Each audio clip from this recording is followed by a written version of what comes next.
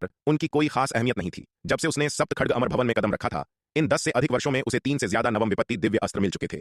महज एक नवम विपत्ति दिव्य अस्त्र के लिए इतना बड़ा जोखिम उठाने की कोई आवश्यकता नहीं थी। दीक्षा को वहां से जाते हुए देखकर श्वेत वस्त्रधारी विराट के होठों पर एक हल्की सी मुस्कान तैर गई। यह स्त्री, इसका स्वभाव काफी प्यारा था। दीक्षा के जाने के बाद श्वेत वस्त्रधारी विराट ने अपना हाथ लहराया और उस नवम विपत्ति दिव्य अस्त्र रूपी भाले को अपनी मायावी अंगूठी में रख लिया। भाला प्राप्त करने के बाद श्वेत वस्त्रधारी विराट ने पहाड़ों और घने जंगलों के बीच अपनी यात्रा जारी रखी। कुछ और दिनों तक चलने के बाद अचानक उसकी नजर लाल वस्त्रों वाली एक आकृति पर पड़ी। उस आकृति को देखते ही श्वेत वस्त्रधारी विराट चौंक गया और तुरंत अपने कदम रोक ली। लावण्या। उसे सच में यह उम्मीद नहीं थी कि सप्तम विपत्ति लोक के इस क्षेत्र में उसका सामना दोबारा लावण्या से होगा। जब श्वेत वस्त्रधारी विराट ने लावण्या को देखा तो उसी वक्त लावण्या की नजर भी उस पर पड़ गई। उसे देखकर लावण्या भी हैरान रह गई और फिर उसकी आंखों में खुशी की एक चमक दौड़ गई। लाल रंग की एक चमक के साथ लावण्या पलक झपकते ही श्वेत वस्त्रधारी विराट के ठीक सामने आ खड़ी हुई। लावण्या, तुम क्या चाहती हो? लावण्या को अपने करीब आता देख श्वेत वस्त्रधारी विराट ने सहज ही कुछ कदम पीछे हटा लिए। उसने सतर्कता भरी नजरों से लावण्या को देखा और कहा, अगर तुम हमारी रक्त संधि को दरकिनार करके समय से पहले ही मुझसे लड़ना चाहती हो तो मैं तुम्हारी यह इच्छा पूरी कर सकता हूं। विराट, क्या हमारा इस तरह मौत के खेल में एक दूसरे के आमने सामने खड़े होना जरूरी है? श्वेत वस्त्रधारी विराट की बातें सुनकर लावण्या ठिठक गई। वह कुछ पल खामोश रही, फिर उसने अपनी निगाहें उठाकर गंभीरता से उसकी ओर देखा और बोली, हम्फ, और क्या विकल्प है?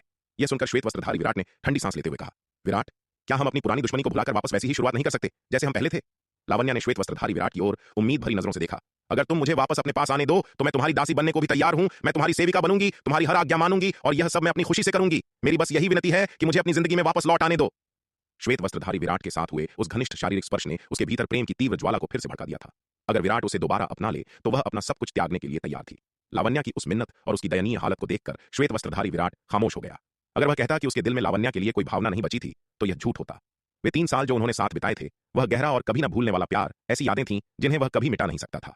उसकी युवा और मासूम उम्र में वह बेहद खूबसूरत और आकर्षक रूप उसकी जिंदगी में आया था। विराट को खामोश देखकर लावण्या के दिल में खुशी की लहर दौड़ गई और वह खुद को उसके और करीब जाने से रोक नहीं पाई। रुक जाओ। लावण्या को अपनी ओर बढ़ता देख श्वेत वस्त्रधारी विराट अपने ख्यालों से बाहर आया और कड़क आवाज में बोला। उसकी उस कठोर आवाज को सुनकर लावण्या का दिल धक से रह गया। विराट।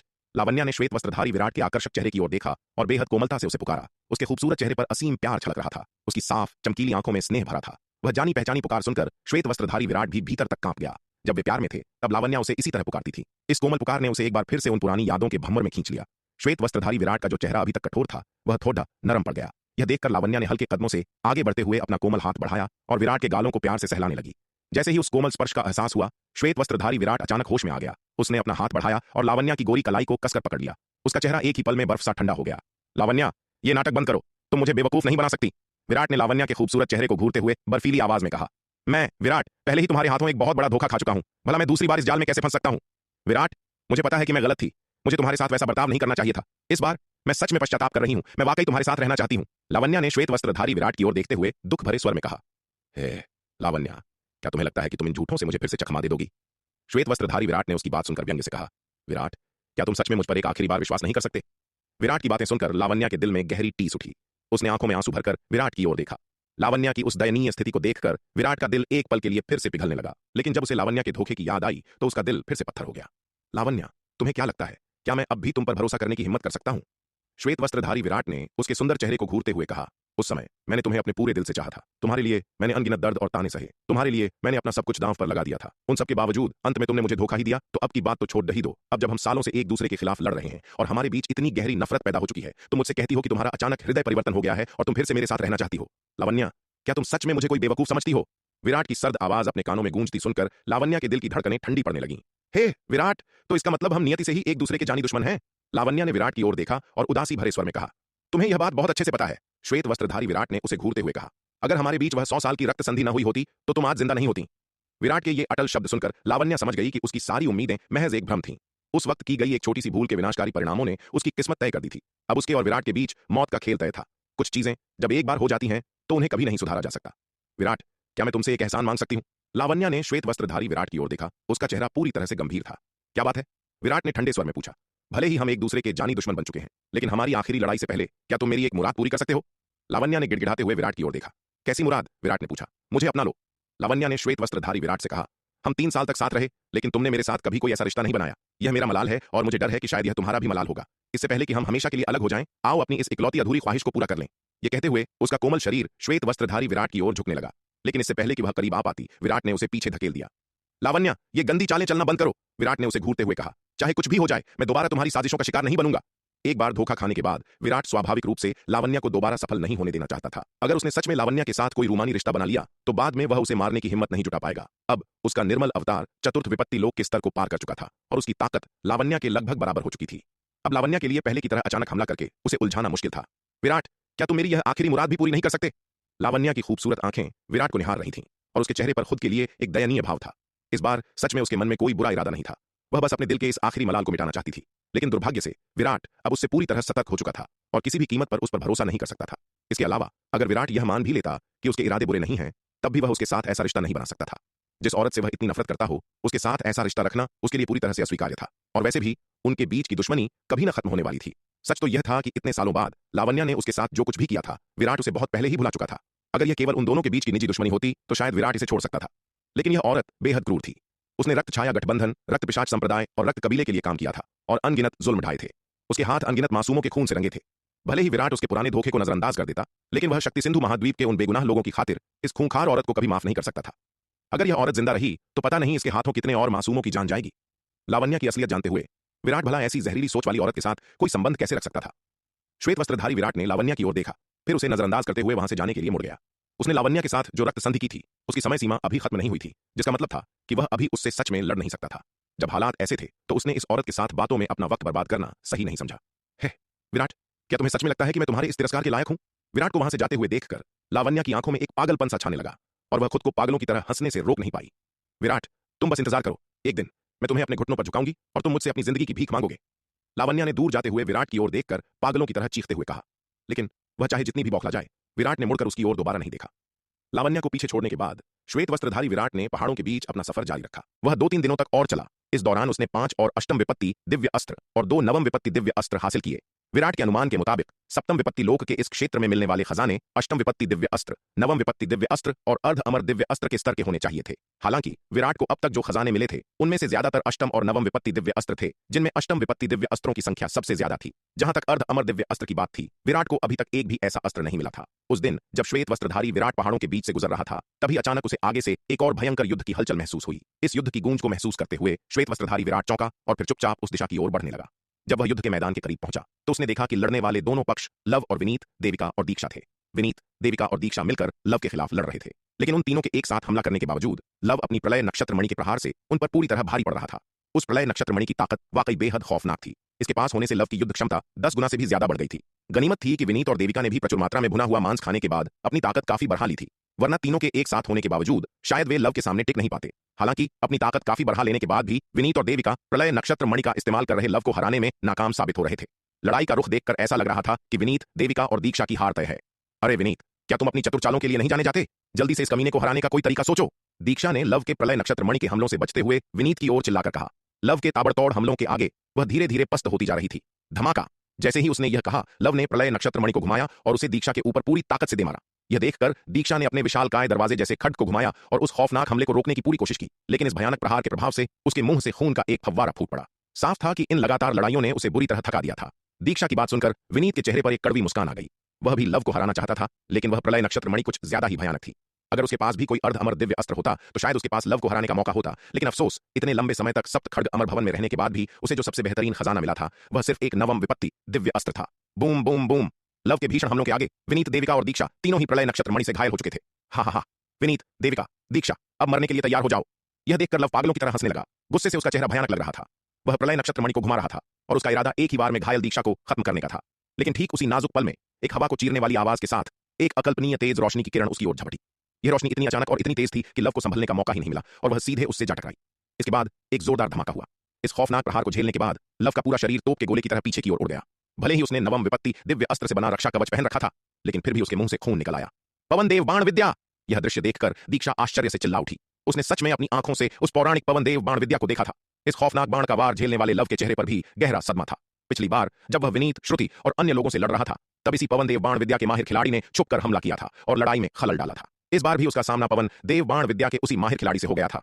और तो और, पिछली बार इस माहिर खिलाड़ी की पवन देव बाण विद्या इतनी घातक नहीं थी। उस वक्त अपने नवम विपत्ति दिव्य अस्त्र रक्षा कवच के बावजूद उसे कोई खास खतरा महसूस नहीं हुआ था, लेकिन इस बार इस माहिर खिलाड़ी की पवन देव बाण विद्या स्पष्ट रूप से एक नए स्तर पर पहुंच चुकी थी। नवम विपत्ति दिव्य अस्त्र रक्षा कवच पहनने के बावजूद वह उस खौफनाक बाण की पूरी ताकत को नहीं रोक पाया। अगर उसने वह रक्षा कवच नहीं पहना होता जिसने बाण की ज्यादातर ताकत सोख ली थी तो वह बाण शायद उसकी जान ही ले लेता। इतना कुछ होने के बाद भी उस बाण ने उसे गंभीर रूप से घायल कर दिया था। लव ने उस दिशा में गहरी नजर से देखा, कुछ नहीं बोला और तुरंत मुड़कर वहां से भाग खड़ा हुआ। उसकी वहां और रुकने की हिम्मत नहीं हुई। पवन देव बाण विद्या का वह माहिर खिलाड़ी अकेले ही उसकी जान लेने के लिए काफी था। उस पर विनीत, देविका और दीक्षा जैसे 3 कुशल लड़ाके और थे। अगर वह नहीं भागता तो आज उसकी जान यहीं चली जाती। लव को भागते देख विनीत, देविका और दीक्षा तीनों ने एक लंबी राहत की सांस ली। भाई विराट, हमारी जान बचाने के लिए तुम्हारा शुक्रिया। तुमने फिर से हमारी जान बचा ली। लव के जाने के बाद विनीत ने उस दिशा में झुककर प्रणाम किया जिधर से बाण चला था। भले ही उसे यह नहीं पता था कि श्वेत वस्त्रधारी विराट सप्तम विपत्ति लोक के क्षेत्र में क्या कर रहा है, लेकिन वह जानता था कि पवन देव बाण विद्या का इस्तेमाल करके उनकी जान बचाने वाला शख्स विराट ही हो सकता है। श्वेत वस्त्रधारी विराट के अलावा पवन देव बाण विद्या जानने वाला कोई और नहीं हो सकता। पवन देव बाण विद्या में महारत हासिल करना बेहद मुश्किल है। विराट जैसे एक व्यक्ति का इसे साध लेना ही अपने आप में एक अजूबा था। दूसरे की तो बात ही छोड़िए। भाई विनीत, आप मुझे शर्मिंदा कर रहे हैं। विनीत की बातें सुनकर विराट अंधेरे से बाहर आ गया। उसके चेहरे पर अभी भी थोड़ा पीलापन था। उसने अभी जो बाण चलाया था, जो कि पवन देव बाण विद्या के तीसरे खंड की आंशिक पूर्णता को दर्शाता था, उसने उसकी पूरी ऊर्जा लगभग खत्म कर दी थी। यद्यपि उसने तुरंत एक पुनः शक्ति गोली खा ली थी, लेकिन इतने कम समय में उसकी समाप्त हुई ऊर्जा को पूरी तरह से वापस पाना संभव नहीं था। यह केवल इसलिए था क्योंकि उसे विनीत और देविका पर भरोसा था कि वह इस हालत में भी उनके सामने आ गया, वरना वह कभी भी इतनी कमजोर स्थिति में खुद को उजागर नहीं करता। ऐसा करना खुद को मौत के मुंह में धकेलने जैसा होता। तुम! विराट को सामने आता देख दीक्षा की आंखें फटी की फटी रह गईं। उसके चेहरे पर अविश्वास साफ छलक रहा था। अरे, तो क्या तुमने ही पवन देव बाण विद्या का इस्तेमाल करके अभी अभी लव को घायल किया है? दीक्षा ने श्वेत वस्त्रधारी विराट को घूरते हुए ऊंची आवाज में पूछा। मैं इतनी हिम्मत तो नहीं कर सकता, लेकिन हाँ, वह मैं ही था। यह सुनकर श्वेत वस्त्रधारी विराट ने उसकी ओर देखा और मुस्कुराते हुए कहा, ये कैसे मुमकिन है? श्वेत वस्त्रधारी विराट की बातें सुनकर दीक्षा ने उसे ऊपर से नीचे तक देखा और अविश्वास भरे स्वर में कहा, तुम्हारे जैसे सिर्फ एक चतुर्थ विपत्ति लोक के योद्धा ने पवन देव बाण विद्या में इस स्तर की महारत कैसे हासिल कर ली? उसने तो सोचा था कि श्वेत वस्त्रधारी विराट ने उसे हराने के लिए अपने सारे दांव पेंच लगा दिए थे, लेकिन किसे पता था कि यह छोकरा अभी भी ऐसा खौफनाक दांव छुपाए बैठा था। अगर उसने मेरे साथ लड़ते हुए इस खौफनाक पवन देव बाण विद्या का इस्तेमाल किया होता। यह सोचकर दीक्षा की रीढ़ की हड्डी में सिहरन दौड़ गई। यहां तक कि लव जैसा ताकतवर योद्धा भी इस पवन देव बाण विद्या के सामने जान बचाकर भागने को मजबूर हो गया था। उसकी अपनी मामूली ताकत के साथ पवन देव बाण विद्या के सामने उसके बचने की कोई उम्मीद नहीं थी। लगता है इस छोकरे ने मुझसे लड़ते हुए अपनी असली ताकत छुपा कर रखी थी। दीक्षा जी, इसमें हैरान होने वाली कोई बात नहीं है। विराट जी के साथ जो कुछ भी होता है, चाहे वह कितना भी अकल्पनीय क्यों न लगे, वह बिल्कुल आम बात है। दीक्षा के चेहरे पर हैरानी देखकर देविका मुस्कुराए बिना नहीं रह सकी। भले ही दीक्षा थोड़ी अखड़ और तेज तर्रार थी, लेकिन वह साफ दिल और ईमानदार भी थी और देविका को वह काफी पसंद आई थी। श्रुति के विपरीत, जो दुर्जय से नफरत करती थी और इसलिए अमर खड्ग संप्रदाय के सभी योद्धाओं के बारे में बुरा सोचती थी, देविका यह समझती थी कि हर संप्रदाय में कुछ बुरे लोग होते ही हैं। किसी एक इंसान के बुरे बर्ताव की वजह से पूरे संप्रदाय को बुरा कहना सही नहीं है। बेशक अगर किसी संप्रदाय के ज्यादातर लोग ही कचरा हों, जैसे महारक्तिम किला, तो वह संप्रदाय भी शायद वैसा ही होगा। अरे छोकरे, तुम्हारा नाम क्या था? दीक्षा ने श्वेत वस्त्रधारी विराट को सिर से पैर तक देखा और पूछ ही लिया। मेरा नाम विराट है, कोई छोकरा नहीं, विराट ने उसकी ओर देखते हुए जवाब दिया। तुम हो ही एक छोकरे, दीक्षा ने मुंह बनाते हुए कहा, जो साफ तौर पर विराट के जवाब से असंतुष्ट थी। वह थोड़ी देर रुकी, विराट को देखा और फिर से पूछने लगी, अरे, जब तुम मुझसे लड़ रहे थे तो तुमने पवन देव बाण विद्या का इस्तेमाल क्यों नहीं किया? अगर तुमने किया होता तो तुम मुझे आसानी से हरा सकते थे। तुमने अपनी ताकत क्यों छुपाई? मैं तो तुम्हें जानती तक नहीं। हे, शायद मुझे आपसे निपटने के लिए पवन देव बाण विद्या का इस्तेमाल करने की जरूरत ही नहीं पड़ती। विराट मुस्कुरा दिया। सच तो यह था कि अगर उसने दीक्षा के खिलाफ पवन देव बाण विद्या का इस्तेमाल किया होता तो शायद वह खुद ही हार जाता। पवन देव बाण विद्या में ऊर्जा की भयानक खपत होती थी। एक बार जब वह पवन देव बाण विद्या के तीसरे खंड की तीरंदाजी का इस्तेमाल कर लेता तो एक बाण चलाने के बाद ही वह लड़ने के काबिल नहीं रहता। अगर वह अपने दुश्मन को नहीं मार पाया तो अगली बार नुकसान उसे ही उठाना पड़ेगा। दीक्षा ने भी नवम विपत्ति दिव्य अस्त्र वाला एक रक्षा कवच पहन रखा है और उसे यह यकीन नहीं था कि वह एक ही बाण से उस कवच को भेद कर दीक्षा को मार पाएगा। इसके अलावा उसकी दीक्षा से कोई दुश्मनी नहीं थी और वह उसकी जान नहीं लेना चाहता था, इसलिए उसने दीक्षा के साथ अपनी लड़ाई के दौरान कभी पवन देव बाण विद्या का इस्तेमाल नहीं किया। ए छोकरे, तुम्हारी मुझे कमतर आंकने की हिम्मत कैसे हुई? श्वेत वस्त्रधारी विराट की बातें सुनकर दीक्षा गुस्से से भड़क उठी। उसने श्वेत वस्त्रधारी विराट को घूरा और गुस्से से चिल्लाई, हे, मेरी इतनी जरूरत कहां? यह सुनकर श्वेत वस्त्रधारी विराट के चेहरे पर एक हल्की मुस्कान आ गई। तुम साफ तौर पर मुझे कमजोर समझ रहे हो। विराट का यह रवैया देखकर दीक्षा और भी ज्यादा चिढ़ गई। भले ही इस छोकरे ने कहा कि उसकी हिम्मत नहीं है, लेकिन उसका यह चिढ़ाने वाला अंदाज साफ बता रहा था कि वह उसे बिल्कुल भी गंभीरता से नहीं ले रहा था। भाई विराट, कृपया यह अर्ध अमर दिव्य अस्त्र, लंबी तलवार के रूप में यह जादुई खजाना स्वीकार करें। दीक्षा और श्वेत वस्त्रधारी विराट अभी आपस में बहस कर ही रहे थे कि विनीत दौड़कर उनके पास आया और उसने एक अर्ध अमर दिव्य अस्त्र, जो कि एक लंबी तलवार थी, निकालकर श्वेत वस्त्रधारी विराट की ओर बढ़ा दिया। यह अर्ध अमर दिव्य अस्त्र ही लव के साथ उनके संघर्ष की असली वजह था। अब जब लव भाग गया था तो यह अर्ध अमर दिव्य अस्त्र स्वाभाविक रूप से उनका हो गया था। भाई विनीत, मैं इतना बड़ा तोहफा कैसे ले सकता हूं? यह देखकर श्वेत वस्त्रधारी विराट ने तुरंत मना कर दिया। भाई विराट, अगर तुम न होते तो हम तीनों की जान लव के हाथों चली जाती।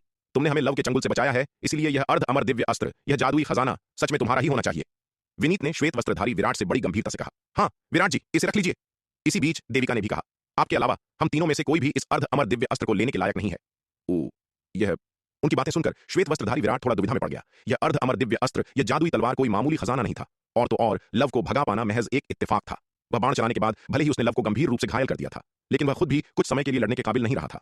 अगर विनीत, देविका और दीक्षा उसका हौसला बढ़ाने के लिए वहां मौजूद न होते तो प्रलय नक्षत्र मणि जैसे ताकतवर हथियार वाले लव के सामने वह अकेला कुछ नहीं कर पाता। इसलिए अगर वह इस समय सारा श्रेय खुद ले लेता तो विराट को निश्चित रूप से अपराध बोध होता। अरे छोकरे, क्या अब इस अर्ध अमर दिव्य अस्त्र को लेने के लिए हमें तुम्हारी मिन्नतें करनी पड़ेंगी? यह देखकर दीक्षा ने ताना मारते हुए कहा, जब हम कह रहे हैं तो बस ले लो, तुम्हारी यह शर्म किसी औरत से भी बदतर है, तुम बिल्कुल भी सीधे इंसान नहीं हो। दीक्षा की बातें सुनकर श्वेत वस्त्रधारी विराट निःशब्द रह गया। इस औरत की जुबान इतनी तेज कैसे हो सकती है?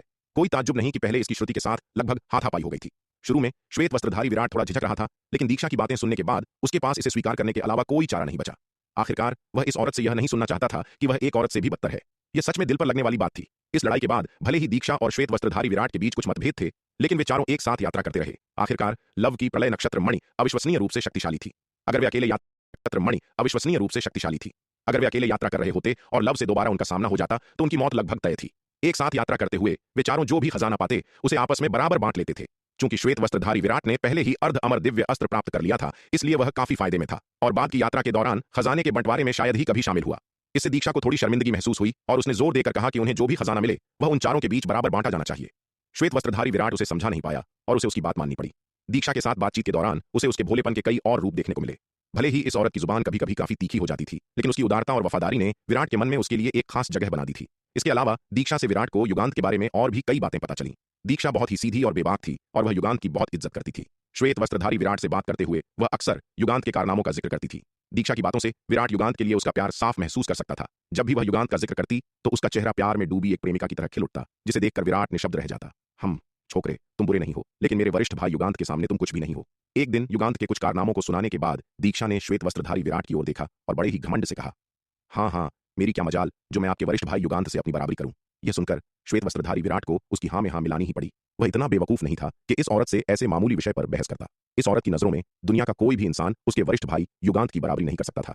और वैसे भी जैसे जैसे विराट युगांत के बारे में और जान रहा था, उसके मन में सच में उसके लिए एक सम्मान पैदा हो गया था। आखिरकार वह आदमी सच में एक बेहद शुद्ध खड्ग साधक था।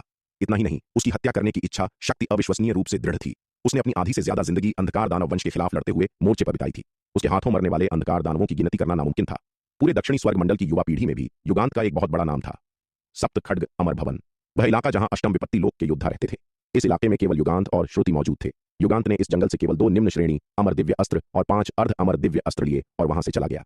उसने श्रुति की तरफ एक नजर भी नहीं डाली। उसका श्रुति पर हमला करने का कोई इरादा नहीं था, न ही वह खजाने के लिए उससे कोई मुकाबला करना चाहता था। जब इस इलाके में श्रुति का सामना युगांत से हुआ तो वह शुरुआत में काफी डरी हुई थी। अगर युगांत उस पर हमला करता तो उसके बचने की कोई गुंजाइश नहीं थी। युगांत की ताकत सच में खौफनाक थी। भले ही उसने बहुत सारा भुना हुआ मांस खाया था और उसकी युद्ध क्षमता में काफी सुधार हुआ था, लेकिन वह अभी भी युगांत के सामने कुछ नहीं थी। इस दैत्य की युद्ध क्षमता इतनी भयानक थी कि इसे आम शब्दों में बयां करना मुश्किल था। शायद सिर्फ विराट ही उसकी बराबरी कर सकता था। लेकिन बाद में जब श्रुति ने देखा कि युगांत उसे लगातार अनदेखा कर रहा है तो उसका डर और चिंता धीरे धीरे कम होने लगी। भले ही युगांत ने उसे अनदेखा कर दिया था, लेकिन श्रुति की उसके साथ ज्यादा देर तक रुकने की हिम्मत नहीं हुई।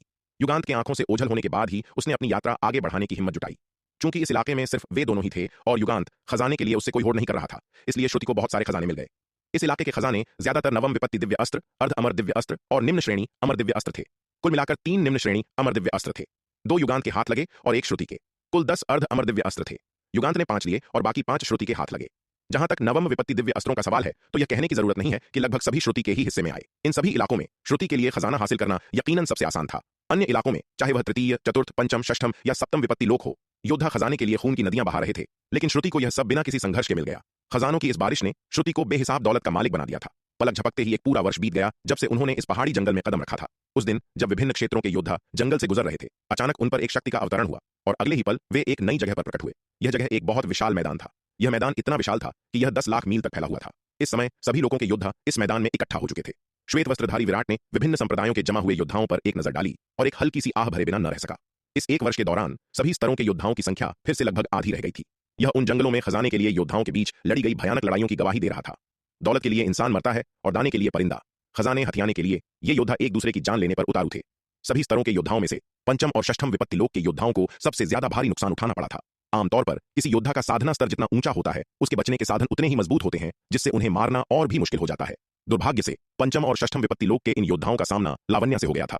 इन 2 क्षेत्रों में मारे गए अधिकांश योद्धा लावण्या के हाथों मारे गए थे। वे सच में बहुत अभागे थे। एक स्थानिक हलचल के साथ वह सफेद दाढ़ी वाले बुजुर्ग फिर से समूह के ऊपर प्रकट हुए। अब आप सभी ने पहली परीक्षा पास कर ली है और अपना इनाम प्राप्त कर लिया है। इसके बाद आपको दूसरी परीक्षा का सामना करना होगा। सफेद दाढ़ी वाले बुजुर्ग ने भीड़ पर नजर डाली और शांत स्वर में कहा, दूसरी परीक्षा शुरू होने से पहले आपके पास 2 विकल्प हैं। पहला, परीक्षा में भाग लेना जारी रखें। दूसरा, पीछे हट जाएं। अगर आप जारी रखना चुनते हैं तो परीक्षा पास करने तक पीछे मुड़ने का कोई रास्ता नहीं होगा। यह आर पार की लड़ाई होगी। बेशक अगर आप पीछे हटना चुनते हैं तो मैं आपको सप्त खड्ग अमर भवन से बाहर भेज दूंगा और आपको किसी भी खतरे का सामना नहीं करना पड़ेगा। ठीक है, मैंने अपनी बात साफ कर दी है। अब फैसला आपके हाथ में है। जो लोग जारी रखना चुनते हैं वे बाईं ओर खड़े हों, जो पीछे हटना चाहते हैं वे दाईं ओर खड़े हों।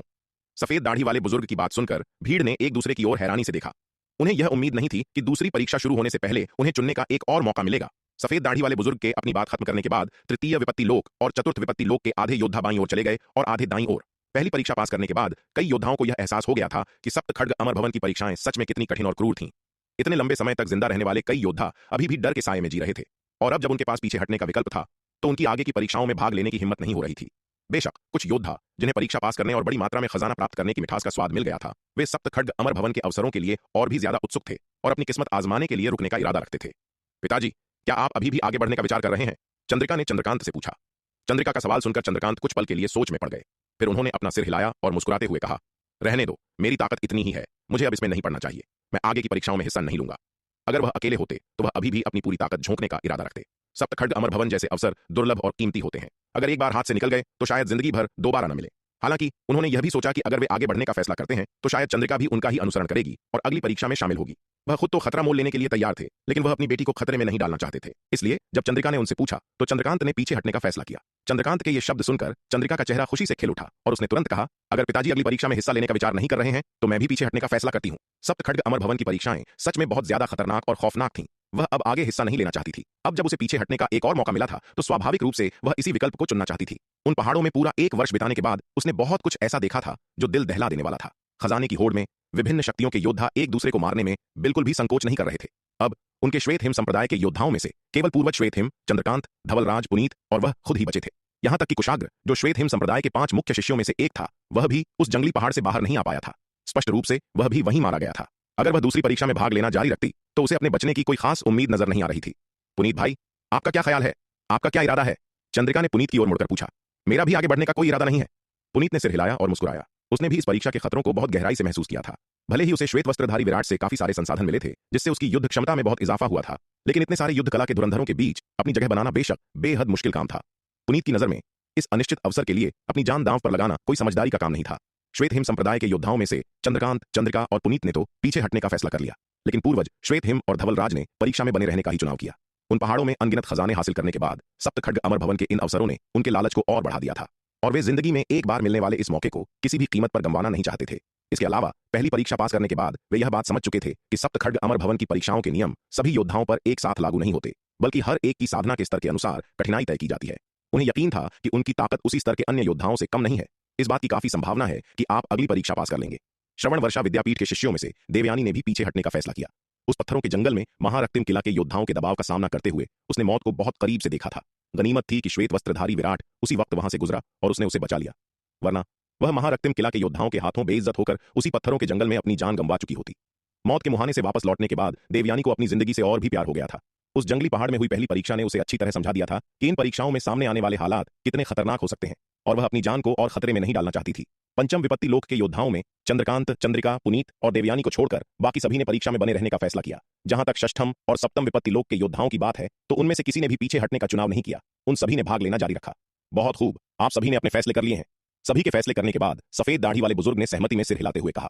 फिर उन्होंने अपना हाथ लहराया और दाईं ओर खड़े लोगों पर एक शक्ति छा गई जो तुरंत उन लोगों को सप्त खड्ग अमर भवन से बाहर ले गई जिन्होंने पीछे हटने का विकल्प चुना था।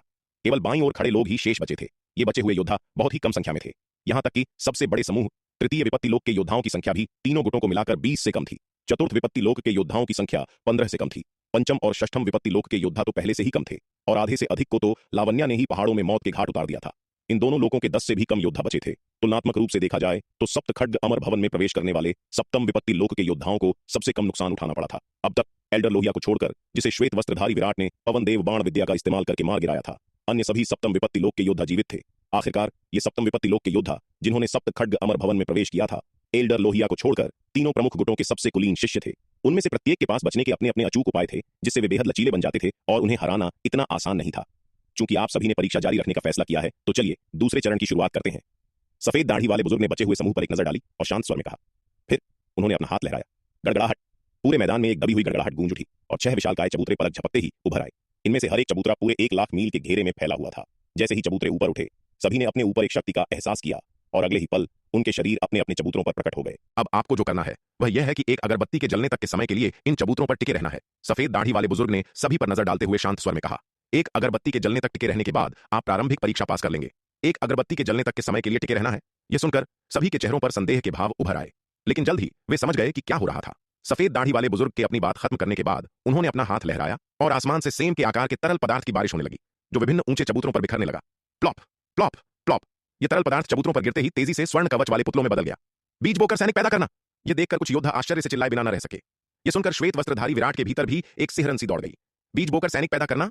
उसने केवल प्राचीन ग्रंथों में ही ऐसी चमत्कारिक तकनीकों के बारे में पढ़ा था। उसने कभी सपने में भी नहीं सोचा था कि वह इस पौराणिक और शक्तिशाली तकनीक को अपनी आंखों से देखेगा। बीज बोकर सैनिक पैदा करना मूल रूप से पुतलों को नियंत्रित करने का एक तरीका है। वे तरल बूंदें पहले से तैयार किए गए पुतले हैं जो जमीन पर गिरते ही युद्ध के रूप में बदल जाते हैं। हालांकि पुतलों को ऐसे रूप में ढालने के लिए कठपुतली कला में बहुत उच्च स्तर की महारत की जरूरत होती है, लेकिन एक बार तैयार हो जाने के बाद इस प्रकार के पुतले अक्सर युद्ध में बेहद शक्तिशाली साबित होते हैं। हर ऊंचे चबूतरे पर 100 से अधिक स्वर्ण कवच वाले पुतले मौजूद थे। इन पुतलों से अविश्वसनीय रूप से शक्तिशाली ऊर्जा निकल रही थी।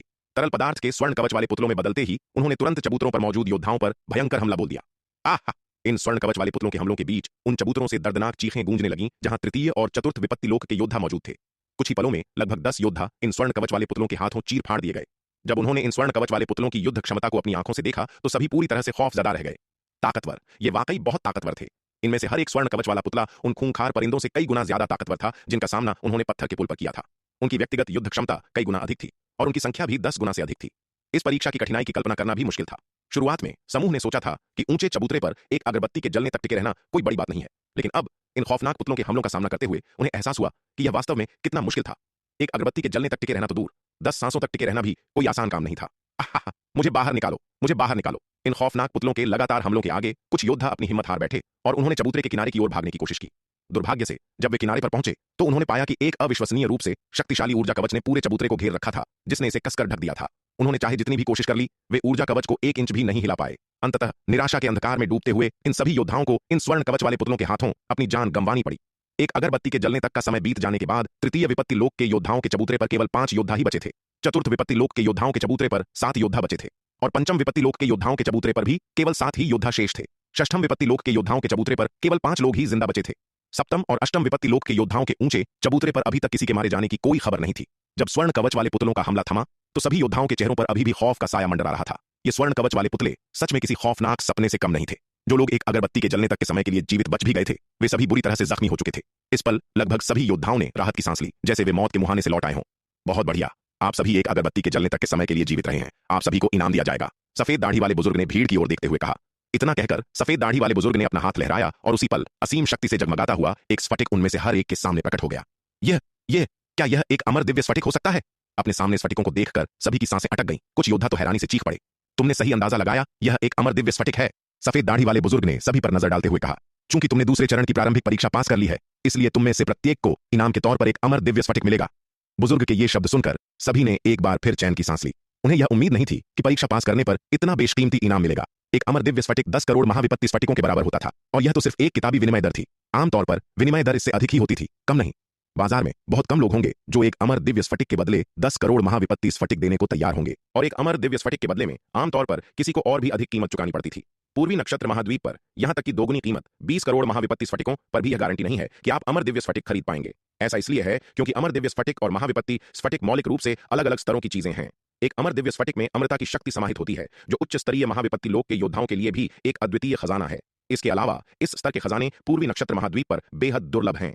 पूर्वी नक्षत्र महाद्वीप पर ऐसे योद्धाओं की संख्या बहुत कम है जिनके पास एक अमर दिव्य स्फटिक के बराबर संपत्ति है। यहां तक कि कई अर्ध अमर लोक के विशेषज्ञों के बीच भी एक अमर दिव्य स्फटिक के बराबर संपत्ति होना बेहद दुर्लभ है। और अब जो उनके सामने है वह सचमुच वह पौराणिक अमर दिव्य स्फटिक है। वे खुशी से पागल कैसे न होते। सप्त खड्ग अमर भवन में उन्होंने जितने भी खजाने हासिल किए थे, उन सब की कुल कीमत शायद इस एक अमर दिव्य स्फटिक की बराबरी नहीं कर सकती थी। सप्त खड्ग अमर भवन के भीतर होने वाली परीक्षाएं यद्यपि अविश्वसनीय रूप से क्रूर हैं, लेकिन सफलता प्राप्त करने पर आश्चर्यजनक रूप से भारी पुरस्कार प्रदान करती हैं। अब आपके पास चुनने का एक और मौका होगा। आप अगली परीक्षा में भाग लेना चुन सकते हैं, या आप इस अमर दिव्य स्फटिक को अपने इनाम के रूप में लेकर सप्त खड्ग अमर भवन छोड़ने का विकल्प चुन सकते हैं। सफेद दाढ़ी वाले बुजुर्ग ने भीड़ की ओर देखते हुए कहा। बुजुर्ग, यह अगली परीक्षा क्या है? यह सुनकर विनीत खुद को पूछने से नहीं रोक पाया। अगली परीक्षा में आपको इस ऊंचे चबूतरे पर 1 घंटे तक टिके रहना है। सफेद दाढ़ी वाले बुजुर्ग ने जवाब दिया। अगर आप यह परीक्षा पास कर लेते हैं तो आपको 10 अमर दिव्य स्फटिक, एक निम्न श्रेणी अमर दिव्य अस्त्र और एक साधना विद्या मिलेगी जो आपको अमर लोक तक पहुंचने में मदद करेगी। यह सुनकर भीड़ के दिल एक बार फिर से दहल उठे। बुजुर्ग की बात का पहला हिस्सा सुनते ही उनके चेहरे पीले पड़ गए। इस ऊंचे चबूतरे पर एक अगरबत्ती के जलने तक का समय गुजारना ही इतना मुश्किल था तो 1 घंटा टिके रहने की तो बात ही छोड़िए, लेकिन बुजुर्ग के शब्दों का दूसरा हिस्सा सुनते ही उनके दिल जोरों से धड़कने लगे। इस परीक्षा को पास करने का इनाम अविश्वसनीय रूप से भारी है। आपको न केवल 10 अमर दिव्य स्फटिक और एक निम्न श्रेणी अमर दिव्य अस्त्र मिलेगा, बल्कि आपको एक साधना विद्या भी मिलेगी जो आपको अमरलोक की ओर ले जाएगी। इतना बड़ा इनाम किसी के लिए भी बहुत लुभावना था। ठीक है, नियम और पुरस्कार समझा दिए गए हैं। अब अपने विकल्प चुनें। पहले की तरह जो लोग परीक्षा जारी रखना चुनते हैं वे बाईं ओर खड़े हों, जो हार मानना चाहते हैं वे दाईं ओर खड़े हों। सफेद दाढ़ी वाले बुजुर्ग ने भीड़ की ओर देखा और कहा। यह सुनकर भीड़ दुविधा में पड़ गई। परीक्षा जारी रखना बहुत ही मुश्किल और जोखिम भरा था, लेकिन हार मानने का मतलब था इस असीम अवसर को हाथ से जाने देना। यह 10 अमर दिव्य स्फटिक, एक निम्न श्रेणी अमर दिव्य अस्त्र और एक साधना विद्या थी जो अमरलोक की ओर ले जाती थी। ऐसा अवसर अगर एक बार चूक गया तो शायद दोबारा कभी न मिले। कुछ सोच विचार के बाद 3 तृतीय विपत्ति लोक के योद्धाओं ने हार मानने का फैसला किया और दाईं ओर जा खड़े हुए। उन सभी को लगा कि उनके अगली परीक्षा पास करने की संभावना बहुत कम है। अमर दिव्य स्फटिक जैसा खजाना प्राप्त करना ही उनके लिए एक अविश्वसनीय अवसर था। अगर वे जानते थे कि कब पीछे हटना है तो वे इस अवसर का फायदा उठा सकते थे, लेकिन अगर वे लालची होते और ज्यादा की चाहत रखते और 1 घंटे तक भी चबूतरे पर नहीं टिक पाते तो वे न केवल यह अवसर खो देते बल्कि अपनी जान भी गंवा बैठते। हालांकि बचे हुए पंचम विपत्ति लोक के योद्धाओं में से 2 ने अभी भी परीक्षा में भाग लेना जारी रखने का फैसला किया। किस्मत बहादुरों का साथ देती है और वे एक और दांव खेलना चाहते थे। अगर वे यह मौका चूक गए तो उन्हें दोबारा ऐसा मौका कभी नहीं मिलेगा। चतुर्थ विपत्ति लोक के योद्धाओं में से 3 ने हार मानने का फैसला किया और 4 ने आगे बढ़ने का विकल्प चुना। जहां तक पंचम, षष्ठम और सप्तम विपत्ति लोक के योद्धाओं की बात है तो उन्होंने लगभग सभी ने परीक्षा में भाग लेना जारी रखने का विकल्प चुना। श्वेत वस्त्रधारी विराट ने पूर्वज श्वेतहिम और धवलराज को बाईं ओर जाते देखा और मदद के बिना अपना सिर थोड़ा सा हिलाया।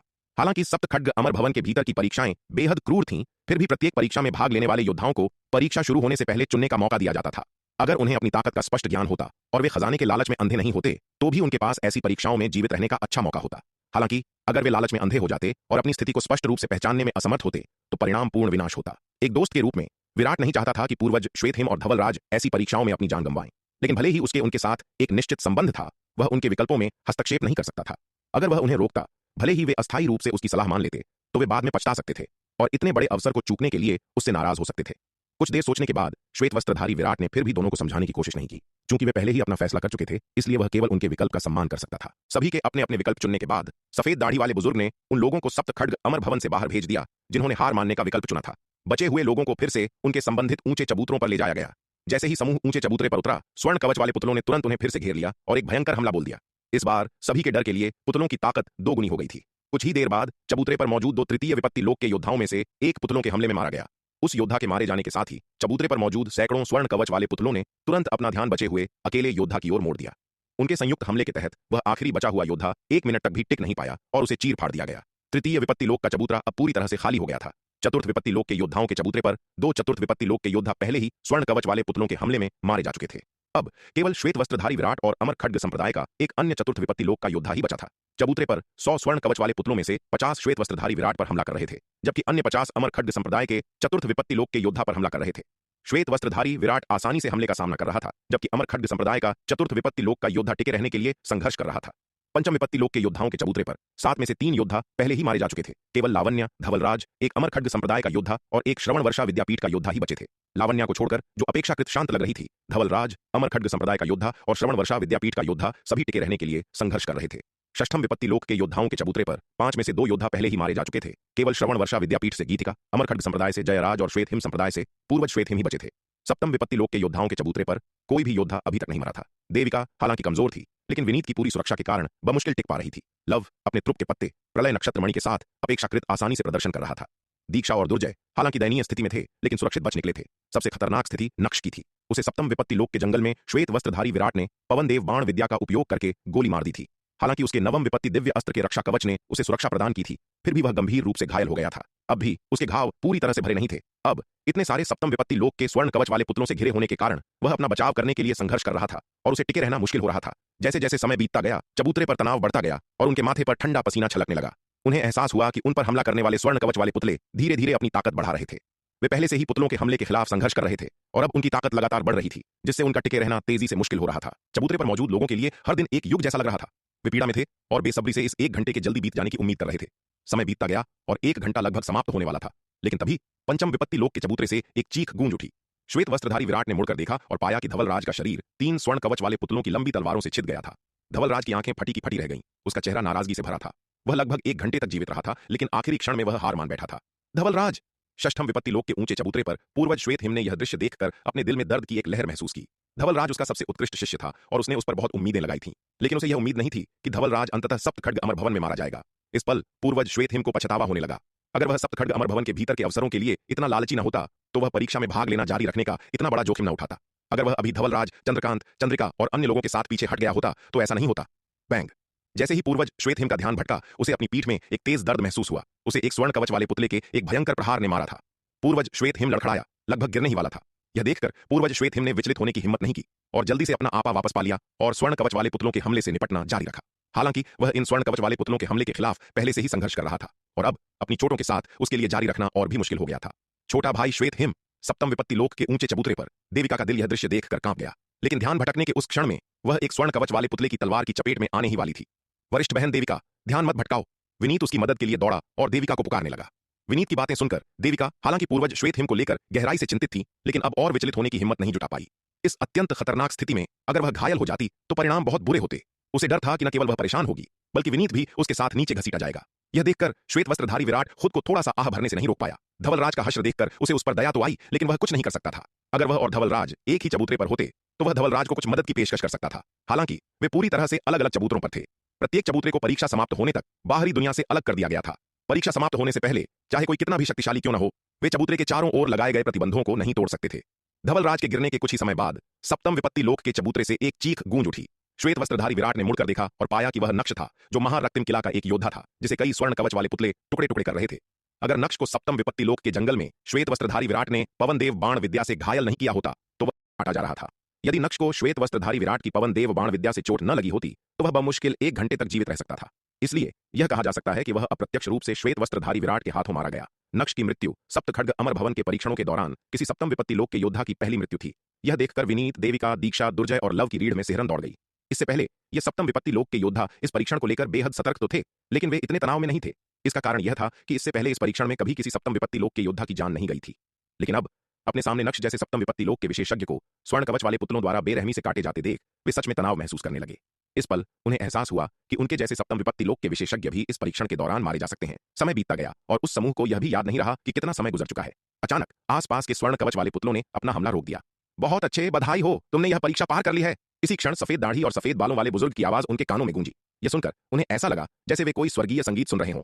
हम सफल हो गए, हमने आखिरकार यह परीक्षा पार कर ली। यह पिछला 1 घंटा बेहद मुश्किल था। यह मेरी जिंदगी का सबसे लंबा 1 घंटा था। यह जानकर कि उन्होंने आखिरकार यह परीक्षा पास कर ली है, कई योद्धा खुशी के मारे रो पड़े। हालांकि बहुत कम योद्धा ही अंत तक टिक पाए थे। तृतीय विपत्ति लोक के योद्धाओं में से एक भी इस बिंदु तक नहीं टिक सका। चतुर्थ विपत्ति लोक के योद्धाओं में केवल श्वेत वस्त्रधारी विराट ही अंत तक डटा रहा। पंचम विपत्ति लोक के योद्धाओं में केवल लावण्या और श्रवण वर्षा विद्यापीठ का एक योद्धा ही अंत तक टिक सका।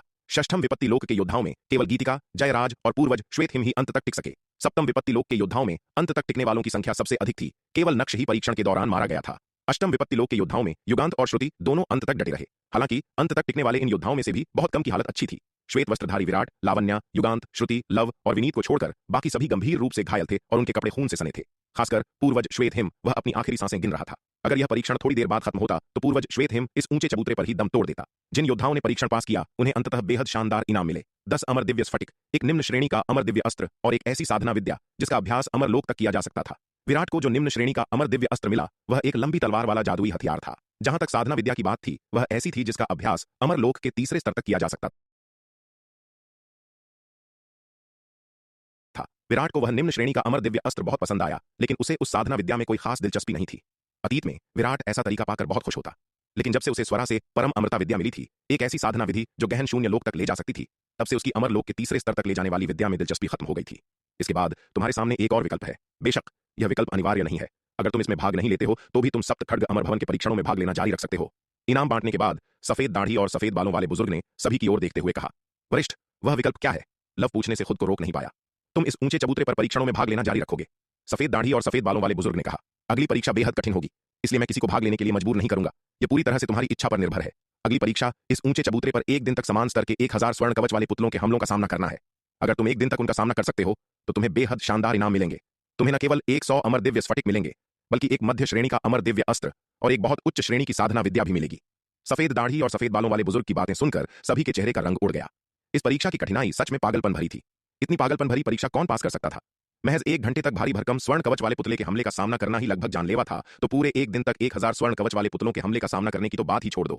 हालांकि इस सफेद दाढ़ी और सफेद बालों वाले बुजुर्ग द्वारा दिए जा रहे इनाम भी उतने ही पागलपन की हद तक शानदार थे। 100 अमर दिव्य स्फटिक, यह कितनी बड़ी संपत्ति थी, यहां तक कि अमरलोक का कोई विशेषज्ञ भी इसके लालच में आ जाएगा। इसके अलावा इन 100 अमर दिव्य स्फटिकों के इनाम के साथ एक मध्य श्रेणी का अमर दिव्य अस्त्र और एक अज्ञात स्तर की साधना विद्या भी थी।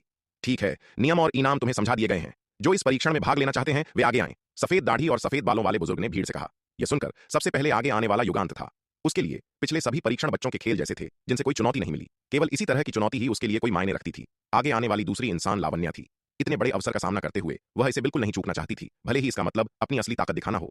तीसरा इंसान श्वेत वस्त्रधारी विराट था। यह कहना ही होगा कि सफेद दाढ़ी और सफेद बालों वाले बुजुर्ग द्वारा दिए गए इनाम अविश्वसनीय रूप से लुभावने थे, खासकर तब जब उसके स्वर्ण नाग अवतार ने पूर्वी नक्षत्र महाद्वीप के पूर्वी सागर में अमर दिव्य अस्त्र की भयानक शक्ति को अपनी आंखों से देखा था। एक मध्य श्रेणी के अमर दिव्य अस्त्र का आकर्षण विराट को लुभाने के लिए काफी था। आगे आने वाले इन 3 लोगों को देखकर लव के चेहरे के भाव बदल गए। उसने एक कदम आगे बढ़ाया, लेकिन काफी झिझक के बाद वह आखिरकार पीछे हट गया। इनाम बेहद लुभावना था, लेकिन परीक्षा की कठिनाई भी उतनी ही खौफनाक थी। प्रलय नक्षत्र मणि जैसे खजाने के बावजूद उसे विश्वास नहीं था कि वह पास हो पाएगा। सप्त खड्ग अमर भवन के परीक्षण नियमों के अनुसार परीक्षा में फेल होने का मतलब केवल एक ही नियति थी, मौत। सभी विकल्पों को तौलने के बाद उसने अपनी जान के साथ जुआ खेलने की हिम्मत नहीं की। युगांत, लावण्या और श्वेत वस्त्रधारी विराट के अलावा किसी और ने आगे आने की हिम्मत नहीं की। यद्यपि श्रुति ने अष्टम विपत्ति लोक क्षेत्र के पहाड़ों और जंगलों में एक निम्न श्रेणी का अमर अस्त्र प्राप्त किया था, लेकिन उसने अभी तक इसे पूरी तरह से परिष्कृत नहीं किया था। उस निम्न श्रेणी के अमर अस्त्र से वह जो शक्ति निकाल सकती है वह बहुत सीमित है, और उसे विश्वास नहीं है कि वह इतनी कठिन परीक्षा पास कर सकती है। जहां तक विनीत की बात है, उसे भी विश्वास नहीं था कि वह इतनी कठिन परीक्षा पास कर पाएगा, इसलिए वह स्वाभाविक रूप से इतना बड़ा जोखिम नहीं उठाना चाहता था। इसलिए अंत में केवल युगांत, लावण्या और श्वेत वस्त्रधारी विराट ही आगे आए। दरअसल आमतौर पर इस स्तर की कोई परीक्षा नहीं होती। हालांकि सफेद दाढ़ी और सफेद बालों वाले बुजुर्ग ने देखा कि इन तीनों श्वेत वस्त्रधारी विराट, लावण्या और युगांत का प्रदर्शन बहुत ही असाधारण था, इसलिए उसने विशेष रूप से यह परीक्षा बनाई। बहुत अच्छे। युगांत, लावण्या और श्वेत वस्त्रधारी विराट को आगे आते देख सफेद दाढ़ी और सफेद बालों वाले बुजुर्ग ने संतुष्टि के साथ सिर हिलाया। फिर अपने हाथ की एक लहर के साथ उन तीनों पर एक शक्ति उतरी और उन्हें वापस उनके चबूतरे पर भेज दिया। जैसे ही वे तीनों अपने चबूतरे पर उतरे, छपाक छपाक छपाक आसमान से सुनहरा तरल पदार्थ बरसने लगा और तीनों चबूतरों पर गिरने लगा। गिरते हुए सुनहरे तरल पदार्थ के साथ यह तेजी से स्वर्ण कवच वाले पुतलों में बदल गया। हर चबूतरा हजारों स्वर्ण कवच वाले पुतलों से भर गया था। इतनी भारी संख्या में स्वर्ण कवच वाले पुतलों को देखना किसी की भी रीढ़ में सिहरन पैदा करने के लिए काफी था। जल्द ही इन पुतलों ने चबूतरे पर मौजूद तीनों आकृतियों पर हमला कर दिया। हालांकि हजारों पुतले होने के बावजूद उन्होंने उन तीनों के लिए कोई खास खतरा पैदा नहीं किया। वर्तमान स्थिति को देखते हुए ऐसा लग रहा था कि वे तीनों बिना किसी खास परेशानी के एक दिन तक इन पुतलों के हमले का सामना कर सकते हैं। चबूतरे पर उन तीनों का प्रदर्शन देखकर हर कोई पूरी तरह से हैरान था। इन तीनों की युद्ध शक्ति सच में अकल्पनीय थी। अगर तुम तीनों इन पुतलों के समान श्रेणी के जादुई हथियारों का इस्तेमाल कर सको और एक दिन के भीतर इन सभी हजारों स्वर्ण कवच वाले पुतलों को मार सको तो तुम्हें और भी बड़ा इनाम मिलेगा। अपने सामने की स्थिति को देखते हुए सफेद दाढ़ी और सफेद बालों वाले बुजुर्ग ने फिर से कहा। वह उन तीनों के लिए कठिनाई बढ़ाना चाहता था। आखिरकार वर्तमान स्थिति को देखते हुए बस उन तीनों को एक दिन तक इन स्वर्ण कवच वाले पुतलों के हमले का सामना करना अभी भी उनके लिए बहुत आसान था। सफेद दाढ़ी और सफेद बालों वाले बुजुर्ग की बातें सुनकर युगांत ने सबसे पहले अपनी नीलम खड्ग को म्यान में रखा और फिर स्वर्ण कवच वाले पुतलों पर हमला करने के लिए एक अष्टम विपत्ति लोक का जादुई हथियार निकाल लिया। लावण्या ने भी अपने नवम विपत्ति लोक के जादुई हथियार को म्यान में रख लिया और उसकी जगह पंचम विपत्ति लोक का जादुई हथियार ले लिया। यह देखकर श्वेत वस्त्रधारी विराट ने भी अपने अष्टम विपत्ति लोक के जादुई हथियार को बदलकर चतुर्थ विपत्ति लोक का जादुई हथियार ले लिया। लेकिन जैसे ही विराट ने अपना जादुई हथियार बदला, उस पर हमला करने वाले स्वर्ण कवच वाले पुतले अचानक बदल गए और उन्होंने एक शीर्ष स्तरीय पंचम विपत्ति लोक के विशेषज्ञ के बराबर युद्ध शक्ति दिखाना शुरू कर दिया। अरे वरिष्ठ, क्या यह कोई गलती नहीं है? विराट ने सफेद दाढ़ी और सफेद बालों वाले बुजुर्ग से कहा। वह केवल चतुर्थ विपत्ति लोक में था, लेकिन अब उस पर हमला करने वाले स्वर्ण कवच वाले पुतले पंचम विपत्ति लोक के स्वर्ण कवच वाले पुतले बन गए थे। नौजवान, समान स्तर के पुतलों को चुनौती देना तुम्हारे लिए थोड़ा कम लगता है, सफेद दाढ़ी और सफेद बालों वाले बुजुर्ग ने मुस्कुराते हुए कहा। अगर तुम इन 1000 से ज्यादा पंचम विपत्ति लोक के स्वर्ण कवच वाले पुतलों को मार सको तो तुम्हारे लिए मेरा इनाम सबसे बड़ा होगा। श्वेत वस्त्रधारी विराट की युद्ध शक्ति उसके स्तर पर बस बहुत ही भयानक थी। चतुर्थ विपत्ति लोक के स्वर्ण कवच वाले पुतलों से उसे कोई खतरा नहीं था। इसलिए सफेद दाढ़ी और सफेद बालों वाले बुजुर्ग ने विराट के लिए कठिनाई बढ़ाने का फैसला किया। अगर ऐसा है तो मुझे पंचम विपत्ति लोक के जादुई हथियार का इस्तेमाल करने में सक्षम होना चाहिए, है ना? विराट ने सफेद दाढ़ी और सफेद बालों वाले बुजुर्ग से पूछा। हालांकि विराट को बुजुर्ग की हरकतों को लेकर कुछ बेबसी महसूस हुई, लेकिन उसके पास इसे स्वीकार करने के अलावा कोई विकल्प नहीं था। हाँ, जब तक तुम्हारे द्वारा इस्तेमाल किया जाने वाला जादुई हथियार इन स्वर्ण कवच वाले पुतलों की श्रेणी से ज्यादा नहीं होता, तब तक ठीक है। सफेद दाढ़ी और सफेद बालों वाले बुजुर्ग ने सिर हिलाया। सफेद दाढ़ी और सफेद बालों वाले बुजुर्ग की बातें सुनकर श्वेत वस्त्रधारी विराट ने तुरंत अपना जादुई हथियार बदलकर पंचम विपत्ति लोक का कर लिया। सुई। विराट ने लोकाकाश महाविकास तलवार कला का इस्तेमाल करते हुए एक स्वर्ण कवच वाले पुतले पर वार किया। खचाक। जैसे ही जादुई हथियार स्वर्ण कवच वाले पुतले से टकराया, धातु के टकराने की कान फोड़ देने वाली आवाज गूंज उठी, लेकिन तलवार का यह वार पुतले के शरीर में केवल आधा ही घुस पाया। इतना भयानक प्रहार झेलने के बावजूद स्वर्ण कवच वाले पुतले की युद्ध शक्ति पर कोई असर नहीं पड़ा। वह अभी भी विराट पर एक भयंकर हमला कर सकता था। धत तेरे की। यह देखकर विराट ने मन ही मन कोसा। इन स्वर्ण कवच वाले पुतलों की रक्षा शक्ति सच में राक्षसी थी। उसके अनुमान के अनुसार पुतले की मजबूती शायद षष्ठम विपत्ति लोक के दिव्य अस्त्र के बराबर थी। उसे षष्ठम विपत्ति लोक के दिव्य अस्त्र की ताकत वाले स्वर्ण कवच वाले पुतले को नष्ट करने के लिए पंचम विपत्ति लोक के जादुई हथियार का इस्तेमाल करने के लिए कहना यह अविश्वसनीय रूप से कठिन था। यह बूढ़ा आदमी सच में अक्षम है।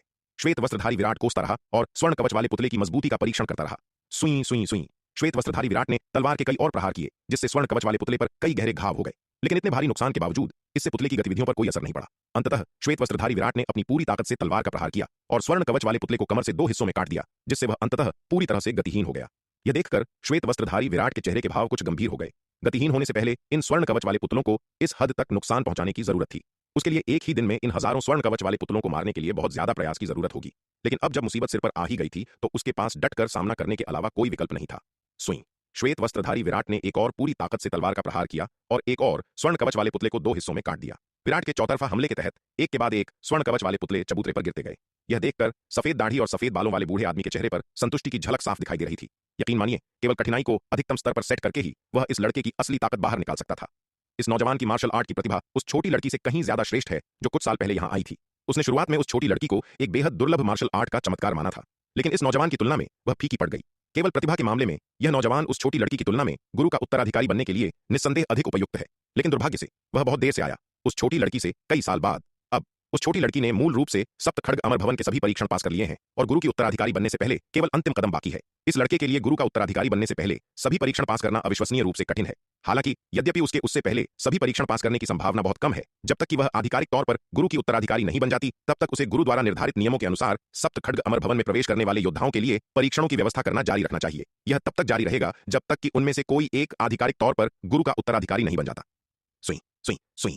ऊंचे चबूतरे पर श्वेत वस्त्रधारी विराट ने लोकाकाश महाविकास तलवार कला का इस्तेमाल करते हुए एक के बाद एक तलवार से प्रहार किए। धमाका। जैसे ही श्वेत वस्त्रधारी विराट ने 10वें स्वर्ण कवच वाले पुतले को मारा, उसके हाथ में मौजूद पंचम विपत्ति लोक का जादुई हथियार अंततः अत्यधिक दबाव के आगे घुटने टेक दिया और टूटकर बिखर गया। पंचम विपत्ति लोक के जादुई हथियार से इन स्वर्ण कवच वाले पुतलों को नष्ट करना, जिनकी मजबूती षष्ठम विपत्ति लोक के दिव्य अस्त्र के बराबर है, किसी भी अन्य चतुर्थ विपत्ति लोक के योद्धा के लिए बिल्कुल असंभव है। उसके स्तर के किसी शक्तिशाली व्यक्ति के लिए घास का सबसे साधारण तिनका भी उसके हाथों में अविश्वसनीय शक्ति का प्रयोग कर सकता है। अगर यह केवल चतुर्थ विपत्ति लोक के स्वर्ण कवच वाले पुतलों से निपटने की बात होती तो विराट बिना किसी हथियार का इस्तेमाल किए उन्हें नष्ट कर सकता था। दुर्भाग्य से पंचम विपत्ति लोक के ये स्वर्ण कवच वाले पुतले बहुत ज्यादा लचीले थे। जादुई खजानों की मदद के बिना श्वेत वस्त्रधारी विराट भी उन्हें अपने अधीन नहीं कर सकता था। लेकिन यहां तक कि पंचम विपत्ति लोक का दिव्य अस्त्र भी मुश्किल से इतने आश्चर्यजनक बल का सामना कर सकता था। इसका परिणाम यह हुआ कि विराट ने मारे गए हर 10 स्वर्ण कवच वाले पुतलों के लिए एक पंचम विपत्ति लोक का जादुई हथियार खो दिया। इस दर पर इन सभी हजारों स्वर्ण कवच वाले पुतलों को मारने के लिए उसे कम से कम 100 पंचम विपत्ति लोक के जादुई हथियारों की आवश्यकता होगी। सौभाग्य से जिन 10 वर्षों में वह सप्तखड्ग अमर भवन में था, उसने काफी सारे पंचम विपत्ति लोक के जादुई हथियार हासिल कर लिए थे। इसके अलावा श्रवण वर्षा विद्यापीठ के योद्धाओं के साथ अपने पिछले लेन देन के दौरान उसने उन्हें बड़ी मात्रा में भुना हुआ दिव्य मांस और विभिन्न गोलियां बेची थीं। श्रवण वर्षा विद्यापीठ के योद्धाओं द्वारा सप्तखड्ग अमर भवन के भीतर प्राप्त किए गए अधिकांश खजाने भी अंततः उसी के पास आ गए थे। श्वेत वस्त्रधारी विराट की जेब में अभी भी बहुत सारे जादुई खजाने थे।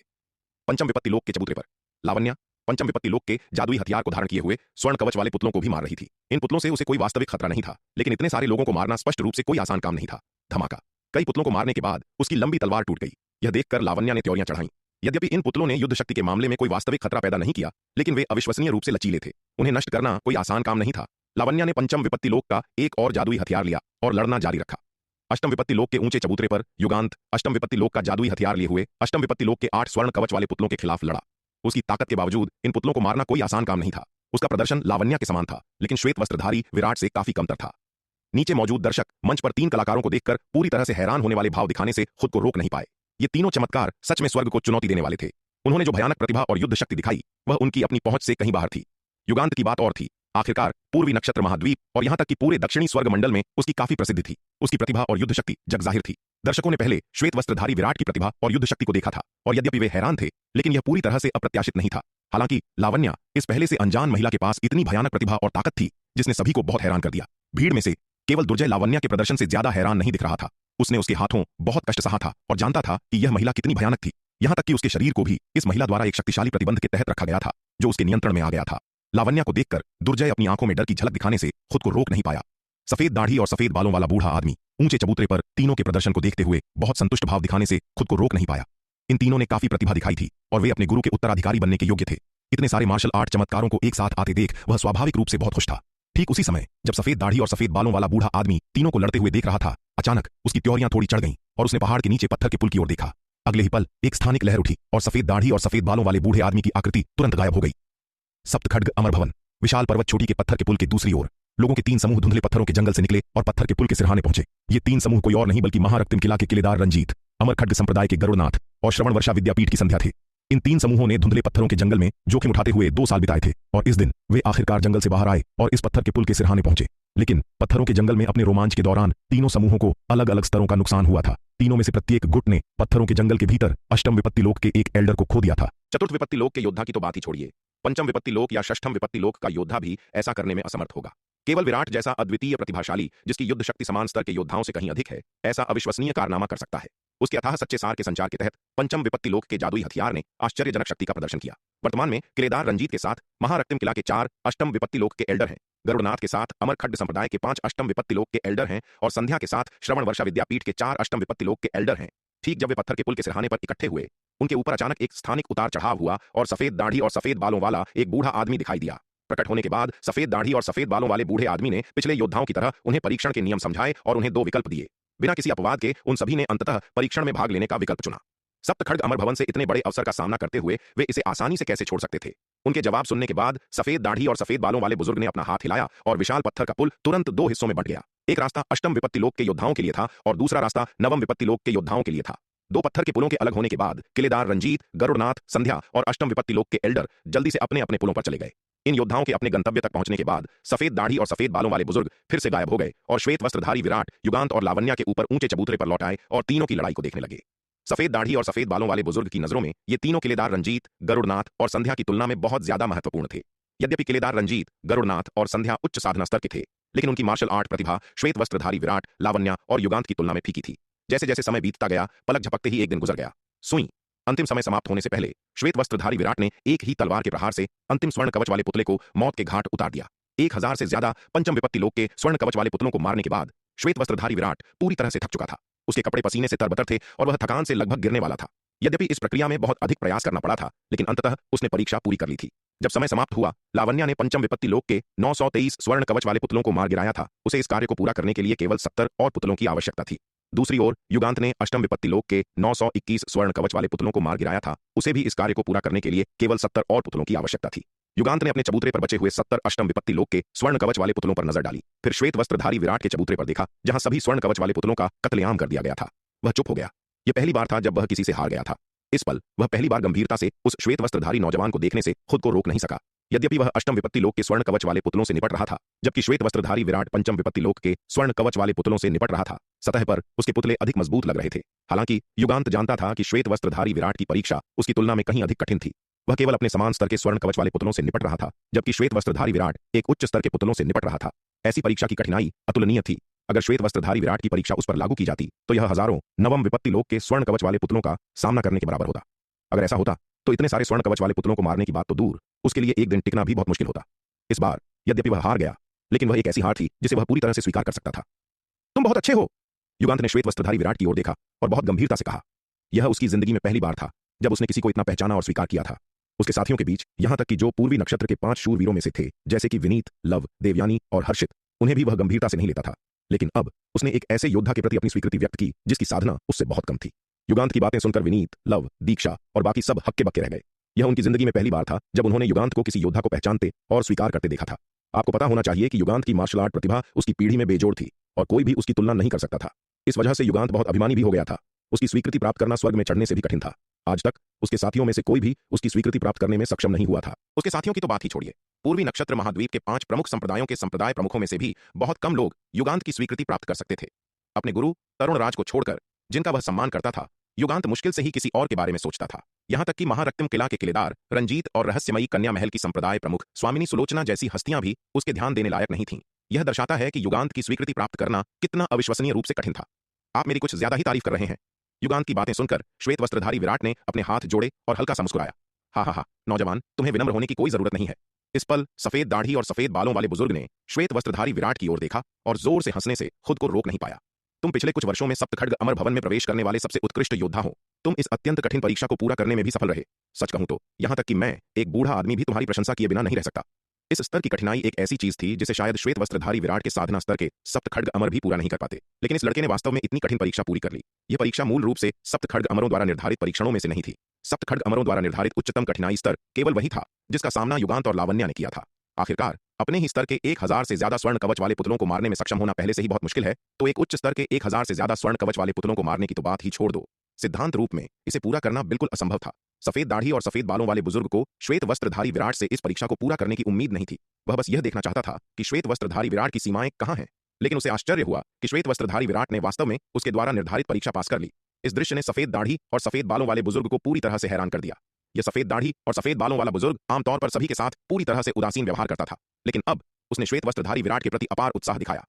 नौजवान, तुम काफी अच्छे हो, सच में असाधारण हो। सफेद दाढ़ी और सफेद बालों वाले बुजुर्ग ने श्वेत वस्त्रधारी विराट के कंधे थपथपाए और एक चौड़ी मुस्कान के साथ बोले। जितना अधिक उसने नौजवान को देखा, वह उतना ही अधिक मनमोहक होता गया। अगर यह नौजवान कुछ साल पहले आता तो वह निस्संदेह उसके गुरु का उत्तराधिकारी होता। ऐसी राक्षसी मार्शल आर्ट प्रतिभा उस समय उसके गुरु की प्रतिभा से भी बढ़कर थी। पूरे दक्षिणी स्वर्ग मंडल में शायद उसके जैसे मुट्ठी भर लोग ही थे। यद्यपि तुम दोनों ने मिशन पूरा नहीं किया, फिर भी तुम्हारा प्रदर्शन काफी अच्छा था। सफेद दाढ़ी और सफेद बालों वाले बुजुर्ग ने युगांत और लावण्या की ओर रुख किया और कहा, तुमने इतना कुछ किया है, इसलिए तुम्हें एक अच्छा इनाम मिलेगा। इसके साथ ही बुजुर्ग ने युगांत और लावण्या को वादे के अनुसार इनाम सौंप दिए। उनमें से प्रत्येक को 100 अमर दिव्य स्फटिक, एक मध्य श्रेणी का अमर दिव्य अस्त्र और एक बहुत उच्च स्तर की साधना विद्या मिली। युगांत और लावण्या को इनाम सौंपने के बाद सफेद दाढ़ी और सफेद बालों वाले बुजुर्ग ने श्वेत वस्त्रधारी विराट की ओर रुख किया और कहा, लड़के, तुमने एक बेहद कठिन परीक्षा पूरी कर ली है, इसलिए तुम्हारा इनाम स्वाभाविक रूप से असाधारण होगा। मेरे साथ आओ। इसके साथ ही उसने अपना हाथ हिलाया और विराट पर एक शक्ति उतरी जो पलक झपकते ही गायब हो गया। इससे हर कोई हैरान था। युगांत और लावण्या को जो इनाम मिले थे वे पहले से ही अविश्वसनीय रूप से शानदार थे। विराट, जिसने बेहद कठिन परीक्षा पूरी कर ली थी, को अभी भी नहीं पता था कि उसे किस तरह का इनाम मिलेगा। सफेद दाढ़ी और सफेद बालों वाले बुजुर्ग ने सबके सामने विराट को इनाम तक नहीं दिया था। कोई भी केवल कल्पना कर सकता था कि इनाम कितना आश्चर्यजनक होगा। विराट को अपनी आंखों के सामने सब कुछ धुंधला महसूस हुआ और अगले ही पल उसने खुद को एक शानदार हॉल में पाया। इस भव्य हॉल की दीवारों पर कई अक्षर और चित्र उकेरे गए थे जो एक अत्यंत गहन तलवार कला का संकेत दे रहे थे। अंदर एक दीवार के सामने हरे रंग के कपड़ों में एक खूबसूरत युवा महिला बैठी थी। उसकी आंखें बंद थीं और एक रहस्यमयी तलवार का भाव उसके चारों ओर घूम रहा था। स्पष्ट रूप से वह हॉल के भीतर छिपी गुप्त तकनीक को समझ रही थी और एक महत्वपूर्ण बिंदु पर पहुंच गई थी। उसने श्वेत वस्त्रधारी विराट के आने पर ध्यान भी नहीं दिया। शिखा शर्मा! हरे रंग के कपड़ों वाली उस महिला को देखकर विराट बहुत खुश हुआ। शिखा शर्मा सच में इस पर्वत की चोटी पर पहुंच गई थी और ऐसा लग रहा था कि उसने कई परीक्षणों को पार कर लिया था और पहले ही इस स्तर पर पहुंच गई थी। नौजवान, इस बेहद कठिन परीक्षण को पूरा करने के बाद अब तुम्हारे पास दो विकल्प हैं। एक है इस हॉल में गुरु की परम तकनीक सप्त परम खड्ग विद्या प्राप्त करना।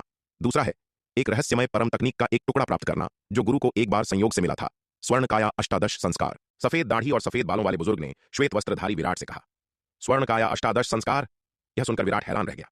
उसने सफेद दाढ़ी और सफेद बालों वाले बुजुर्ग की ओर देखा और उलझन में पूछा, वरिष्ठ, स्वर्ण काया अष्टादश संस्कार क्या है? स्वर्ण काया अष्टादश संस्कार शरीर को परिष्कृत करने वाली एक अत्यंत शक्तिशाली गुप्त तकनीक है। यह एक परम तकनीक है जो गुरु को एक बेहद खतरनाक परीक्षण के दौरान संयोग से मिली थी। एक बार जब इसमें महारत हासिल हो जाती है तो यह तकनीक भौतिक शरीर को अविश्वसनीय रूप से शक्तिशाली बना देगी, यहां तक कि एक अमर दिव्य अस्त्र के बराबर। सफेद दाढ़ी और सफेद बालों वाले बुजुर्ग ने कहा, क्या एक अमर दिव्य अस्त्र के बराबर? यह सुनकर विराट बहुत हैरान हुआ। यह बहुत ही असामान्य है। अगर मैं स्वर्ण काया अष्टादश संस्कार में महारत हासिल कर लूं तो क्या मैं अजय नहीं हो जाऊंगा? लड़के, अभी इतने खुश मत हो। सफेद दाढ़ी और सफेद बालों वाले बुजुर्ग ने उसकी ओर देखा और कहा, यद्यपि स्वर्ण काया अष्टादश संस्कार बेहद शक्तिशाली है और एक बार जब इसमें महारत हासिल हो जाती है तो इसकी शक्ति असीम होती है, लेकिन इसमें महारत हासिल करना भी बेहद मुश्किल है। यहां तक कि मेरे गुरु सप्त खड्ग अमरों ने भी उस समय इस परम तकनीक में पूरी तरह से महारत हासिल नहीं की थी। इसके अलावा मेरे गुरु को जो मिला वह इसका पूरा संस्करण नहीं था, बल्कि केवल एक टुकड़ा था। एक टुकड़ा? यह सुनकर श्वेत वस्त्रधारी विराट हैरान रह गया। उसने सफेद दाढ़ी और सफेद बालों वाले बुजुर्ग की ओर देखा और पूछा, वरिष्ठ, इस टुकड़े में कितनी साधना विधियां दर्ज हैं? केवल पहले 13 संस्कारों की साधना विधियां दर्ज हैं। सफेद दाढ़ी और सफेद बालों वाले बुजुर्ग ने सच्चाई से जवाब दिया, वरिष्ठ, तो मुझे स्वर्ण काया अष्टादश संस्कार दीजिए। यह सुनकर श्वेत वस्त्रधारी विराट ने सफेद दाढ़ी और सफेद बालों वाले बुजुर्ग की ओर देखा और कहा, लड़के, क्या तुम फिर से विचार नहीं करोगे? सफेद दाढ़ी और सफेद बालों वाले बुजुर्ग ने कुछ निशब्द होते हुए कहा, इस हॉल में जो दर्ज है वह गुरु की परम तकनीक सप्त परम खड्ग विद्या है। यह तलवार कला स्वर्ण काया अष्टादश संस्कार से कम शक्तिशाली नहीं है और यह गुरु की पूर्ण विरासत है। स्वर्ण काया अष्टादश संस्कार के विपरीत जो केवल एक अधूरी तकनीक है, वह श्वेत वस्त्रधारी विराट को इस हॉल में लाया था ताकि विराट शिखा शर्मा से पहले सप्त परम खड्ग विद्या की विरासत को जल्दी से स्वीकार कर सके और उसे समझ सके और इस तरह गुरु का उत्तराधिकारी बन सके। वरना जब तक विराट कई परीक्षणों को पार करता, शिखा शर्मा शायद पहले ही सभी परीक्षण पास कर चुकी होती और गुरु की उत्तराधिकारी बन चुकी होती। उसे विराट से बहुत उम्मीदें थीं, इसलिए उसने विराट को यहां लाने के लिए इस धोखेबाजी के तरीके का सहारा लिया। हालांकि वह सप्त खड्ग अमरों द्वारा छोड़े गए नियमों का खुलेआम उल्लंघन नहीं कर सकता था, इसलिए उसने विराट को एक और विकल्प दिया, स्वर्ण काया अष्टादश संस्कार। यद्यपि स्वर्ण काया अष्टादश संस्कार सप्त परम खड्ग विद्या के बराबर एक बेजोड़ कौशल है, यह एक अधूरा है और इसमें महारत हासिल करना अविश्वसनीय रूप से कठिन है। अधिकांश बुद्धिमान योद्धा इसे नहीं चुनेंगे। श्वेत वस्त्रधारी विराट के सामने इन दो तकनीकों को प्रस्तुत करना सरासर बेईमानी थी। इसका इरादा विराट को सप्त परम खड्ग विद्या की विरासत को स्वीकार करने के लिए मजबूर करना था। अगर विराट विरासत को स्वीकार कर लेता है और इसे समझने में सप्त खड्ग अमरों के स्तर तक पहुंच जाता है तो वह तुरंत सप्त खड्ग अमरों का उत्तराधिकारी बन सकता है और पूरे सप्त खड्ग अमर भवन पर कब्जा कर सकता है। हालांकि सफेद दाढ़ी वाले बूढ़े आदमी को आश्चर्यचकित करते हुए विराट ने बिल्कुल सही सप्त परम खड्ग विद्या को नजरअंदाज कर दिया और इसके बजाय स्वर्ण काया अष्टादश संस्कार को चुना। विचार करने की कोई आवश्यकता नहीं है, मैं स्वर्ण काया अष्टादश संस्कार चुनता हूं, विराट ने पूर्ण निश्चितता के साथ कहा। वह सफेद दाढ़ी और सफेद बालों वाले बूढ़े आदमी के इरादों से अनजान नहीं था। हालांकि वह सप्त खड्ग अमर भवन के अवसर के लिए शिखा शर्मा के साथ प्रतिस्पर्धा करने के लिए ऐसे बेईमानी वाले तरीके का उपयोग नहीं करना चाहता था। अंततः वह अभी भी शिखा शर्मा के प्रति गहरा अपराध बोध महसूस करता था। उसने केवल शिखा शर्मा को खोजने के लिए सप्तखड्ग अमर भवन में प्रवेश किया था, न कि उत्तराधिकारी की उपाधि के लिए उसके साथ प्रतिस्पर्धा करने के लिए। वर्तमान स्थिति को देखते हुए शिखा शर्मा शायद काफी समय से सप्तपरम खड्ग विद्या का अध्ययन कर रही थी। अगर वह बीच बचाव करता और उस अवसर को चुरा लेता जिसे पाने के लिए शिखा शर्मा ने इतनी मेहनत की थी, तो यह शायद उसके लिए एक बड़ा झटका होता। इसके अलावा भले ही सप्तपरम खड्ग विद्या अत्यधिक उन्नत थी, यह शायद स्वरा द्वारा उसे सिखाई गई परम अमृता विद्या से बेहतर नहीं होगी। हरे वस्त्रधारी बालक द्वारा उसे सिखाई गई लोकाकाश महाविकास तलवार कला तो दूर की बात है, उसने पहले ही लोकाकाश महाविकास तलवार कला की साधना कर ली थी और परम अमृता विद्या सीख ली थी। सप्तपरम खड्ग विद्या की विरासत प्राप्त करने से उसे कोई खास फायदा नहीं होगा। यहां तक कि अगर उसे सप्तपरम खड्ग विद्या विरासत में मिल भी जाती, तो वह इसकी साधना करने में बहुत अधिक समय और ऊर्जा खर्च नहीं करता। क्या वह सप्त खड्ग अमरों के अथक प्रयासों की बर्बादी नहीं होगी? अगर विराट ने सप्त खड्ग अमरों का खजाना और अवसर प्राप्त कर लिया, लेकिन उनके सर्वोच्च कौशल को विरासत में नहीं पाया, तो वह दोषी महसूस करेगा। अंततः उसे शायद सप्त खड्ग अमरों के वंश के लिए एक उत्तराधिकारी खोजना होगा। चूंकि ऐसा ही था, इसलिए शिखा शर्मा को यह अवसर देना बेहतर होगा। उसकी नजर में शिखा शर्मा के लिए सप्त खड्ग अमरों के सर्वोच्च कौशल को प्राप्त करना और उनका उत्तराधिकारी बनना सबसे उपयुक्त था। लड़के, क्या यह छोटी लड़की तुम्हारी प्रेमिका है? विराट के दृढ़ रवैये को देखकर सफेद दाढ़ी और सफेद बालों वाले बुजुर्ग ने उसे ऊपर से नीचे तक देखा और अचानक पूछा। बुजुर्ग का सवाल सुनकर विराट शर्मा गया और अपनी शर्मिंदगी छिपा नहीं सका। यह मुझे ऐसा ही लगता है। बुजुर्ग की तीखी नजरों के नीचे विराट के पास इसे स्वीकार करने के अलावा कोई विकल्प नहीं था।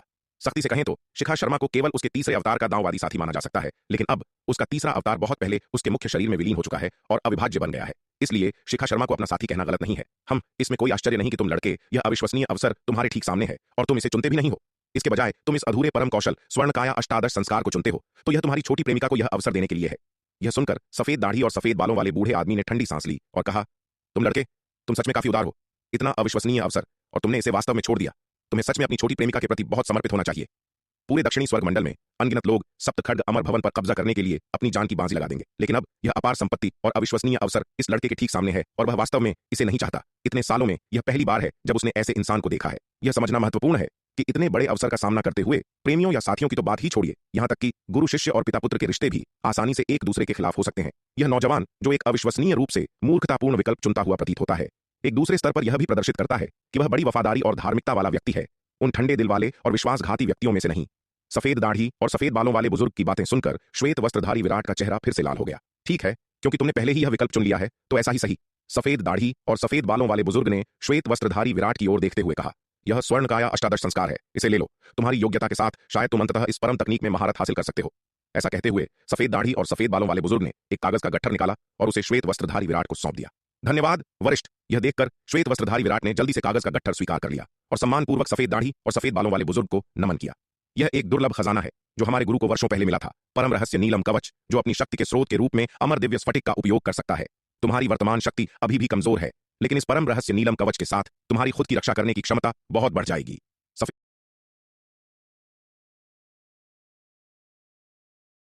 सफेद दाढ़ी और सफेद बालों वाले बुजुर्ग ने तब शक्तिशाली ऊर्जा से जगमगाता हुआ एक और कवच निकाला और श्वेत वस्त्रधारी विराट को सौंप दिया।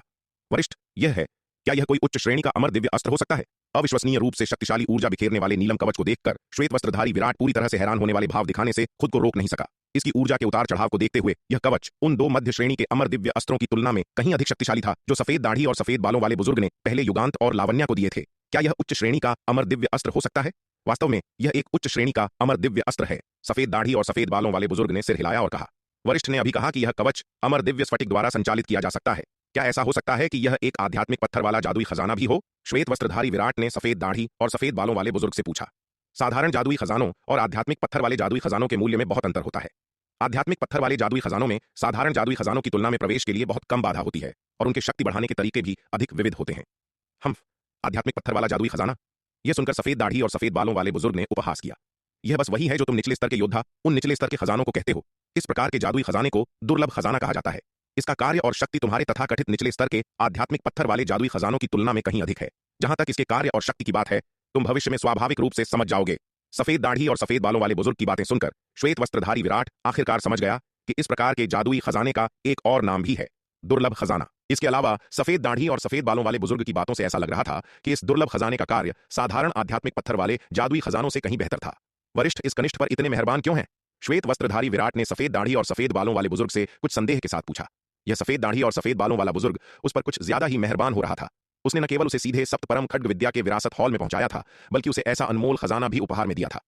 तुम्हारे पास असाधारण प्रतिभा है, लेकिन तुम बहुत दयालु हो। अगर मैं तुम्हें जान बचाने वाले कुछ खजाने नहीं दूंगा, तो तुम इस विश्वासघाती दुनिया में धोखे से मारे जाओगे और तुम्हें पता भी नहीं चलेगा कि तुम्हारी मौत कैसे हुई। विराट की बातें सुनकर सफेद दाढ़ी और सफेद बालों वाले बुजुर्ग ने उसे घूर कर देखा और चिढ़ते हुए कहा। यह सुनकर विराट को कुछ शर्मिंदगी महसूस हुई। उसे लगा कि उसके बारे में सफेद दाढ़ी और सफेद बालों वाले बुजुर्ग का मूल्यांकन कुछ ज्यादा ही था। यद्यपि वह खुद को बुरा इंसान नहीं मानता था, लेकिन उसे बहुत दयालु भी नहीं कहा जा सकता था। दुश्मनों से लड़ते समय वह किसी भी तरह की योजनाओं और चालों का इस्तेमाल करने में संकोच नहीं करेगा। उसकी तथाकथित दयालुता केवल उसके अपने लोगों पर ही लागू होती थी। उसने दुश्मनों से निपटने में कोई दया नहीं दिखाई। वास्तव में उसे निर्मम कहा जा सकता है। उन ताकतों को देखें जिन्होंने उसका विरोध किया, उनमें से कौन सी अब भी मौजूद है। उसकी योजनाओं के तहत पूरा कंटक महाद्वीप खून से सन गया था और लाशों से पट गया था। अनगिनत अंधकार दानव उसके हाथों मारे गए थे। इसलिए विराट ने खुद को कभी भी दयालु इंसान नहीं माना।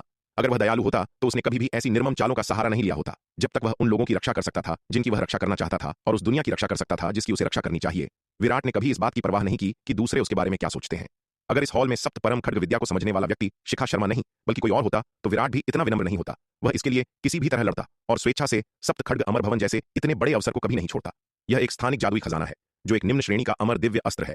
तुम्हें इसे भी लेना चाहिए। सफेद दाढ़ी और सफेद बालों वाले बूढ़े आदमी ने सफेद जेड की एक अंगूठी निकाली और उसे श्वेत वस्त्रधारी विराट को सौंप दी। तुम्हारे वर्तमान साधना स्तर के साथ तुम अभी इस परम रहस्य नीलम कवच को परिष्कृत नहीं कर सकते। जब तक तुम इसे परिष्कृत नहीं कर लेते तब तक इसे इस स्थानिक जादुई खजाने में रखो जो एक निम्न श्रेणी का अमर दिव्य अस्त्र है।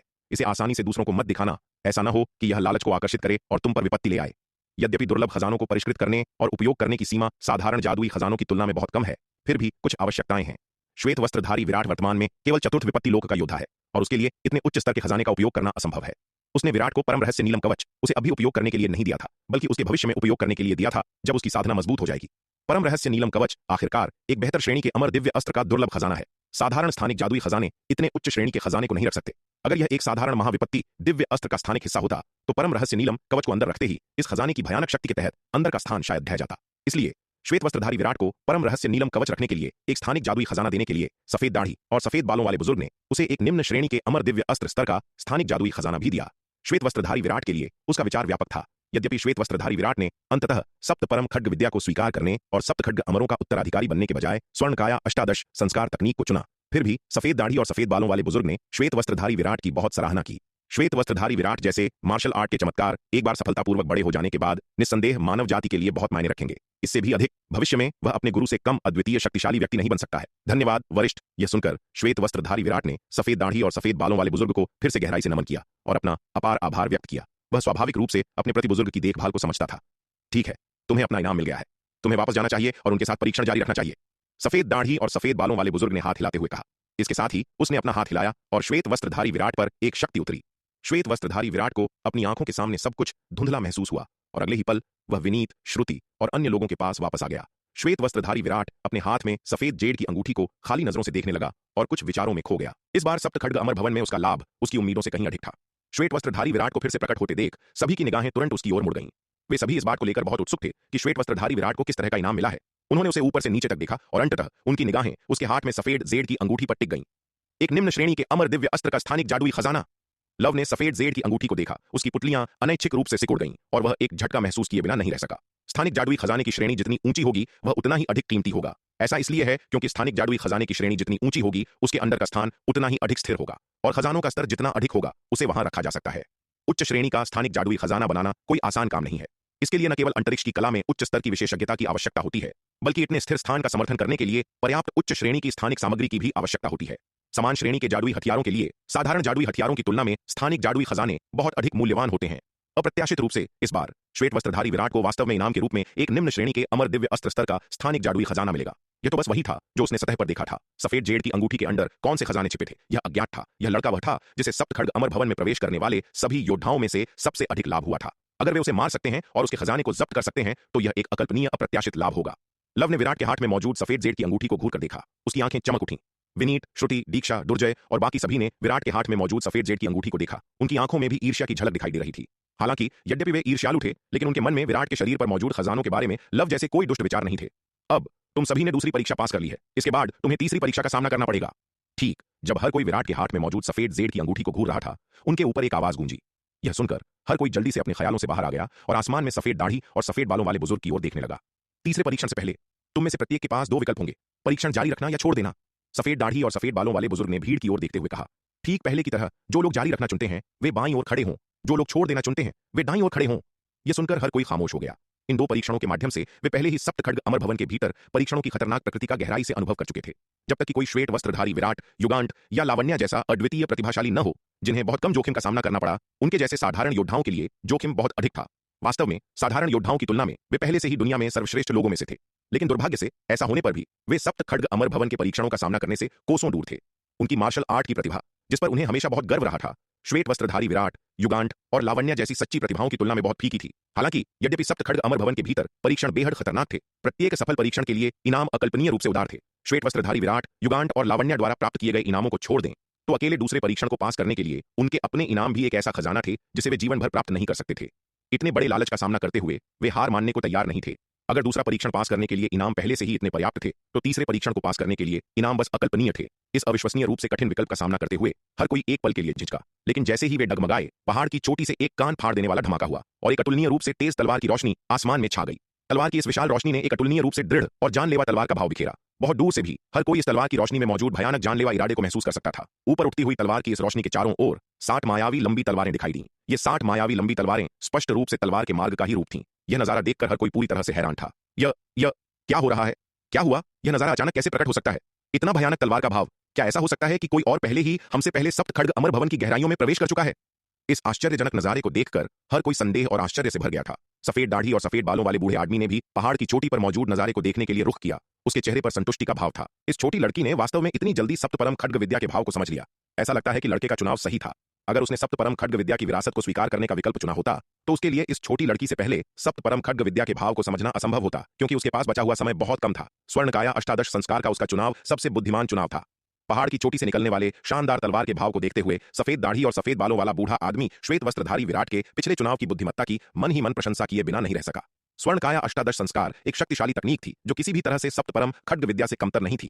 यह एक गुप्त ग्रंथ था जिसे सप्त खड्ग अमरों ने एक बहुत ही खतरनाक परीक्षण के दौरान प्राप्त किया था। यहां तक कि इसका अधूरा संस्करण भी पहले से ही सप्तपरम खड्ग विद्या के बराबर था। अगर संपूर्ण स्वर्णकाया अष्टादश संस्कार पूरा हो जाता तो यह निश्चित रूप से सप्तपरम खड्ग विद्या से भी अधिक शक्तिशाली तकनीक होती। यहां तक कि सप्त खड्ग अमर भी उस समय इस अधूरी मार्शल आर्ट में महारत हासिल नहीं कर सके। यह लड़का मार्शल आर्ट प्रतिभा के मामले में सप्त खड्ग अमरों से भी आगे निकल गया है। शायद अपनी प्रतिभा के साथ उसके पास इसमें महारत हासिल करने का एक अच्छा मौका है।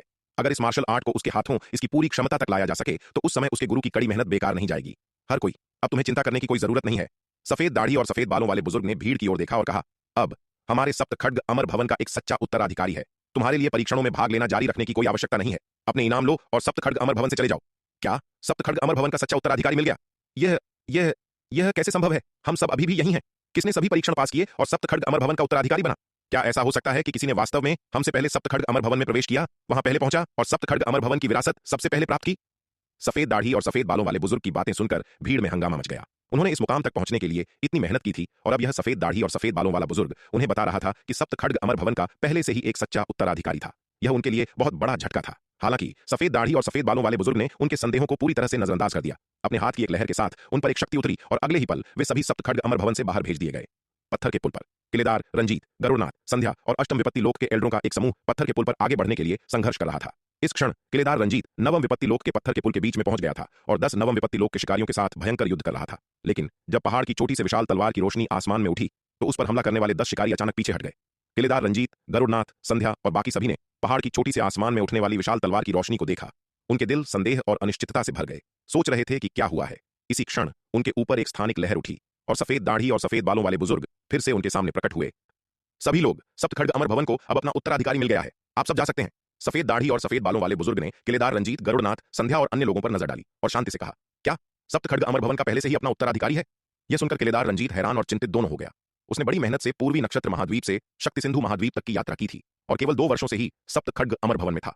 उसने आखिरकार धुंधले पत्थरों के जंगल को पार कर लिया था और इस पहाड़ की तलहटी में पहुंच गया था, ठीक उसी समय जब वह असली परीक्षा शुरू करने वाला था। अब यह सफेद दाढ़ी और सफेद बालों वाला बुजुर्ग उसे बता रहा था कि सप्त खड्ग अमर भवन का पहले से ही एक उत्तराधिकारी था। क्या उसकी पिछली सारी मेहनत बेकार नहीं चली गई? इस पल किलेदार रंजीत का दिल अत्यधिक सदमे और गुस्से से भर गया था। आखिर किसने उसका अवसर चुरा लिया था? वरिष्ठ, आखिर वह व्यक्ति कौन है जिसने सप्त खड्ग अमर भवन की विरासत प्राप्त की है? किलेदार रंजीत ने सफेद दाढ़ी और सफेद बालों वाले बुजुर्ग की ओर देखा और पूछा। वह हैरान और क्रोधित दोनों था। तुम्हें इतना कुछ जानने की जरूरत नहीं है। तुम्हें बस इतना जानना है कि तुम्हें यहां से चले जाना चाहिए। सफेद दाढ़ी और सफेद बालों वाले बुजुर्ग ने उसकी ओर देखा और शांति से कहा। वह इतना मूर्ख कैसे हो सकता था कि यह बता दे कि सप्त खड्ग अमर भवन की विरासत किसे मिली है? शिखा शर्मा केवल पंचम विपत्ति लोक में थी। यद्यपि वह सप्त खड्ग अमर भवन की उत्तराधिकारी बन गई थी, उसकी अपनी ताकत अभी भी बहुत कमजोर थी। अगर दूसरों को पता चल गया कि उसे सप्त खड्ग अमर भवन की विरासत मिली है तो यह उसके लिए एक बड़ी आपदा होगी। बेशक वह लड़का एक अपवाद था, आखिरकार उस लड़के ने सप्तखड्ग अमर भवन जैसा इतना बड़ा अवसर भी अपनी छोटी प्रेमिका को दे दिया। यहां तक कि अगर उसे पता चल भी जाए कि छोटी लड़की को विरासत मिल गई है तो भी कोई फर्क नहीं पड़ेगा। सफेद दाढ़ी और सफेद बालों वाले बुजुर्ग के इतना कहने के बाद उसने अपना हाथ हिलाया और एक शक्ति किलेदार रंजीत, गरुड़नाथ, संध्या और अष्टम विपत्ति लोक के योद्धाओं के एक समूह पर उतरी और उन्हें तुरंत सप्तखड्ग अमर भवन से बाहर भेज दिया। नहीं, यह दृश्य देखकर किलेदार रंजीत और गरुड़नाथ अत्यधिक आक्रोश से भर गए और एक अनिच्छुक गुस्से वाली दहाड़ निकालने से खुद को रोक नहीं पाए। दुर्भाग्य से चाहे वे कितने भी अनिच्छुक क्यों न हो, अंततः उन्हें सप्तखड्ग अमर भवन से बाहर भेज दिया गया। इस समय शिखा शर्मा को छोड़कर जिसे विरासत प्राप्त हुई थी, सप्तखड्ग अमर भवन में प्रवेश करने वाले सभी लोग सप्तखड्ग अमर भवन के द्वार पर स्थानांतरित कर दिए गए थे। रंजीत ने अपने सामने विशाल अमर भवन को देखा और उसकी आंखें तुरंत लाल हो गईं।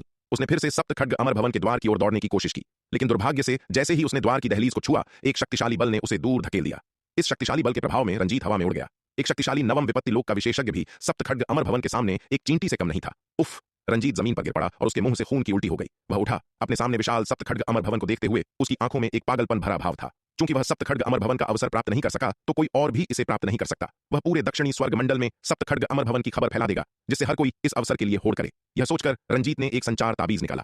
हालांकि इससे पहले कि रंजीत इस संचार ताबीज का उपयोग करके खबर फैला पाता, उसके सामने विशाल सप्तखड्ग अमर भवन से एक कान फोड़ देने वाली गर्जना के साथ एक शक्तिशाली आभा फूट पड़ी। पूरा सप्तखड्ग अमर भवन इस समय एक अविश्वसनीय रूप से चकाचौंध करने वाली रोशनी से चमक उठा। धड़ाम! उसी समय पूरे सप्तखड्ग अमर भवन से एक जोरदार धमाका हुआ। जैसे ही यह हलचल शुरू हुई, विशालकाय सप्तखड्ग अमर भवन धीरे धीरे जमीन से उठा और आकाश की ओर बढ़ने लगा। यह देखकर हर कोई पूरी तरह से हक्का बक्का रह गया। आखिर यह सब क्या हो रहा था? सप्तखड्ग अमर भवन को धीरे धीरे ऊपर उठते देख हर किसी के चेहरे पर घोर आश्चर्य के भाव उभर आए। उनके आश्चर्यचकित नजरों के सामने विशाल अमर भवन और ऊंचा होता गया और अंततः शक्ति सिंधु महाद्वीप के आकाश के पार पहुंच गया। अगले ही पल एक कान फोड़ देने वाली गर्जना के साथ पूरा अमर भवन एक रोशनी की किरण में बदल गया और एक अकल्पनीय गति से ब्रह्मांड की ओर उड़ गया। पलक झपकते ही वह रोशनी की किरण सबकी नजरों से ओझल हो गई। उसकी मंजिल का किसी को पता नहीं था। पूरा सप्तखड्ग अमर भवन उनके आंखों के सामने से गायब हो गया, बिना कोई सुराग छोड़े। संचार ताबीज पकड़े रंजीत कुछ पल के लिए अपनी जगह पर ही जम गया। उसने मूल रूप से शक्ति सिंधु महाद्वीप पर सप्तखड्ग अमर भवन के अस्तित्व की खबर फैलाने की योजना बनाई थी, ताकि दक्षिणी स्वर्ग मंडल के कई शक्तिशाली लोग इस अवसर के लिए प्रतिस्पर्धा करने आए। चूंकि अब वह सप्तखड्ग अमर भवन के भीतर के अवसर प्राप्त नहीं कर सकता था, इसलिए उसे इस रहस्य को बनाए रखने की कोई आवश्यकता महसूस नहीं हुई। दुर्भाग्य से इससे पहले कि वह कोई कदम उठा पाता, सप्तखड्ग अमर भवन उसकी आंखों के सामने से गायब हो गया। इसने उसकी योजनाओं पर फिर से पानी फेर दिया। गायब हो चुके सप्तखड्ग अमर भवन को देखते हुए रंजीत का चेहरा नाराजगी से भर गया। शक्ति सिंधु महाद्वीप तक आने के लिए उसने इतनी परेशानी उठाई थी और सप्तखड्ग अमर भवन के धुंध वाले पत्थरों के जंगल में कुछ नवम विपत्ति दिव्य अस्त्र और एक अर्ध अमर दिव्य अस्त्र प्राप्त करने के अलावा उसने कोई अन्य खजाना या अवसर प्राप्त नहीं किया था। हालांकि पत्थरों के जंगल में उसे जो खजाने मिले थे वे मूल्यवान थे, लेकिन सप्तखड्ग अमर भवन के विशाल अवसर की तुलना में वे बिल्कुल महत्वहीन थे। यह उसकी उम्मीदों से बहुत दूर था। केवल रंजीत ही नहीं, गरुड़नाथ और संध्या भी सप्तखड्ग अमर भवन को गायब होते देख स्तब्ध रह गए थे। उनके चेहरों पर जटिल और अनिच्छुक भाव थे। मूल रूप से वे सप्तखड्ग अमर भवन से भारी अवसरों की उम्मीद के साथ शक्ति सिंधु महाद्वीप आए थे। हालांकि उनकी उम्मीदों और उन्हें जो मिला उसके बीच का अंतर बहुत बड़ा था, जिससे वे काफी निराश थे। सफेद वस्त्र पहने विराट ने भी गायब हुए सप्तखड्ग अमर भवन को आश्चर्य से देखा। उसे उम्मीद नहीं थी कि शिखा शर्मा के उत्तराधिकारी बनने के बाद सप्तखड्ग अमर भवन शक्ति सिंधु महाद्वीप से फिर से गायब हो जाएगा। हालांकि वह जल्दी ही समझ गया कि क्या हुआ था। चूंकि अब सप्तखड्ग अमर भवन को एक उत्तराधिकारी मिल गया था, इसलिए अब दुनिया के सामने खुद को उजागर करना उसके लिए उचित नहीं था। अन्यथा रंजीत, गरुड़नाथ और संध्या जैसे लोग जिन्हें भीतर के अवसर नहीं मिले थे, निश्चित रूप से नाराजगी महसूस करेंगे। एक बार जब वे शक्ति सिंधु महाद्वीप पर सप्तखड्ग अमर भवन के अस्तित्व की खबर फैला देंगे, जिससे बड़ी संख्या में योद्धा खजाने और अवसरों के लिए प्रतिस्पर्धा करने के लिए आकर्षित होंगे, तो यह निश्चित रूप से शिखा शर्मा के लिए बड़ी परेशानी और आपदा लाएगा। हालांकि सप्तखड्ग अमर भवन के पास अविश्वसनीय रूप से शक्तिशाली तरीके हैं। वे शायद साधारण अमरलोक के योद्धाओं को संभाल सकते हैं, लेकिन अगर खजाने और अवसरों को छीनने आने वाले लोग स्वरा जैसे शीर्ष स्तर के विशेषज्ञ हों, तो सप्तखड्ग अमर भवन के भीतर छिपे सबसे शक्तिशाली तरीके भी ऐसे शक्तिशाली व्यक्ति का सामना करने के लिए अपर्याप्त होंगे। इसलिए सप्तखड्ग अमर भवन के लिए फिर से गायब हो जाना ही सबसे अच्छा विकल्प है। लव, क्या तुम जानते हो कि वास्तव में सप्तखड्ग अमर भवन से अवसर किसे मिला? काफी देर तक स्तब्ध रहने के बाद रंजीत आखिरकार होश में आया। उसने मुड़कर लव को घूरा, जिसे भी सप्तखड्ग अमर भवन से बाहर निकाल दिया गया था, और कुछ क्रूर भाव से पूछा। रंजीत के शब्द सुनकर गरुड़नाथ, संध्या और अष्टम विपत्ति लोक के विशेषज्ञों के एक समूह ने लव की ओर देखा। वे भी यह जानने के लिए उतने ही उत्सुक थे कि वह योद्धा कौन था जिसे यह अविश्वसनीय अवसर मिला था। मुझे भी नहीं पता। यह सुनकर लव ने अपना सिर हिलाया। क्या तुम सप्तखड्ग अमर भवन में प्रवेश नहीं कर चुके थे? तुम्हें कैसे नहीं पता? रंजीत ने पूछा। उसका चेहरा पीला पड़ गया। तुम्हारे साथ परीक्षणों में भाग लेने वाले लोग कौन थे? क्या तुम्हें यह भी नहीं पता? मालिक, जो व्यक्ति सप्तखड्ग अमर भवन का उत्तराधिकारी बना है, वह शायद उन लोगों में से नहीं है जिन्होंने हमारे साथ एक ही बैच में सप्तखड्ग अमर भवन में प्रवेश किया था, बल्कि कोई ऐसा व्यक्ति है जो और भी पहले प्रवेश कर चुका था। लव ने कहा। हमारे बैच में सप्तखड्ग अमर भवन में प्रवेश करने वाले योद्धाओं ने अभी अभी दूसरा परीक्षण पास किया था। उनमें से कोई भी शिखर तक नहीं पहुंचा था। तुम्हारे बैच का कोई नहीं? लव की बात सुनकर रंजीत, गरुड़नाथ, संध्या और अन्य सभी हैरान रह गए। उन्हें लगा था कि उनके 3 प्रमुख गुटों में से किसी एक शिष्य की किस्मत बहुत अच्छी होगी जो सप्तखड्ग अमर भवन का उत्तराधिकारी बनेगा, लेकिन अब ऐसा लग रहा था कि इस जबरदस्त अवसर का उनके 3 प्रमुख गुटों से कोई लेना देना नहीं था। इससे उन तीनों को और भी ज्यादा निराशा हुई। ओह हाँ, इस लड़के ने एक बार हम सबको पीछे छोड़ दिया था। वह सफेद दाढ़ी और सफेद बालों वाला बूढ़ा आदमी उसे ले गया था और हमें नहीं पता कहां। शायद सप्तखड्ग अमर भवन के गायब होने का संबंध इसी से है। लव ने अचानक सफेद वस्त्र पहने विराट की ओर देखा और उसकी ओर इशारा किया। क्या सप्तखड्ग अमर भवन के गायब होने का कारण इस लड़के से जुड़ा है? लव की बात सुनकर रंजीत, गरुड़नाथ, संध्या और अन्य सभी स्तब्ध रह गए और उन्होंने सफेद वस्त्र पहने विराट की ओर देखा। लव की बातें सुनकर सफेद वस्त्र पहने विराट का चेहरा थोड़ा बदल गया। उस कमीने का दिमाग बहुत दुष्ट है। वह चाहता है कि सबको पता चले कि मुझे सप्तखड्ग अमर भवन में एक महान अवसर मिला है जिससे बड़ी संख्या में दुश्मन आकर्षित हों। इसके अलावा इस लड़के ने दूसरे परीक्षण में सबसे कठिन परीक्षा पास की थी। उसे इनाम के तौर पर कम से कम 100 अमर दिव्य स्फटिक मिले थे और यहां तक कि उसे एक मध्य श्रेणी का अमर दिव्य अस्त्र और एक अत्यंत शक्तिशाली साधना तकनीक मिलने की भी संभावना है। लव ने सफेद वस्त्र पहने विराट की ओर इशारा करते हुए आगे कहा। उसने दूसरे परीक्षण में विराट के प्रदर्शन का वर्णन किया, साथ ही सफेद दाढ़ी और सफेद बालों वाले बुजुर्ग द्वारा दिए गए पुरस्कारों का भी जिक्र किया। बेशक उसने केवल विराट की उपलब्धियों का उल्लेख किया और यह नहीं बताया कि युगांत और तारा ने भी अत्यंत कठिन परीक्षा पास की थी। आखिरकार युगांत ने जो ताकत दिखाई थी वह वास्तव में भयानक थी। यहां तक कि अपने गुरु रंजीत के सामने भी वह युगांत को नाराज करने की हिम्मत नहीं कर सकता था, क्योंकि उसे यकीन नहीं था कि उसके गुरु रंजीत युगांत को हरा सकते हैं या नहीं। अगर रंजीत युगांत का मुकाबला नहीं कर पाता और उसने युगांत की क्षमताओं का खुलासा कर दिया जिससे युगांत को मौत के घाट उतारने तक का गुस्सा आ जाता, तो वह बड़ी मुसीबत में पड़ जाता। इसलिए उसने युगांत को उकसाने की हिम्मत नहीं की, बल्कि उन सब में से सबसे कमजोर सफेद वस्त्र पहने विराट को निशाना बनाया। हालांकि विराट की प्रतिभा वास्तव में असाधारण थी, लेकिन वह अभी भी केवल चतुर्थ विपत्ति लोक का योद्धा था। एक आम आदमी निर्दोष होता है, लेकिन खजाना रखना एक अपराध है। इस लड़के का इतनी कमजोर ताकत के साथ इतनी अपार संपत्ति रखना एक गंभीर अपराध था।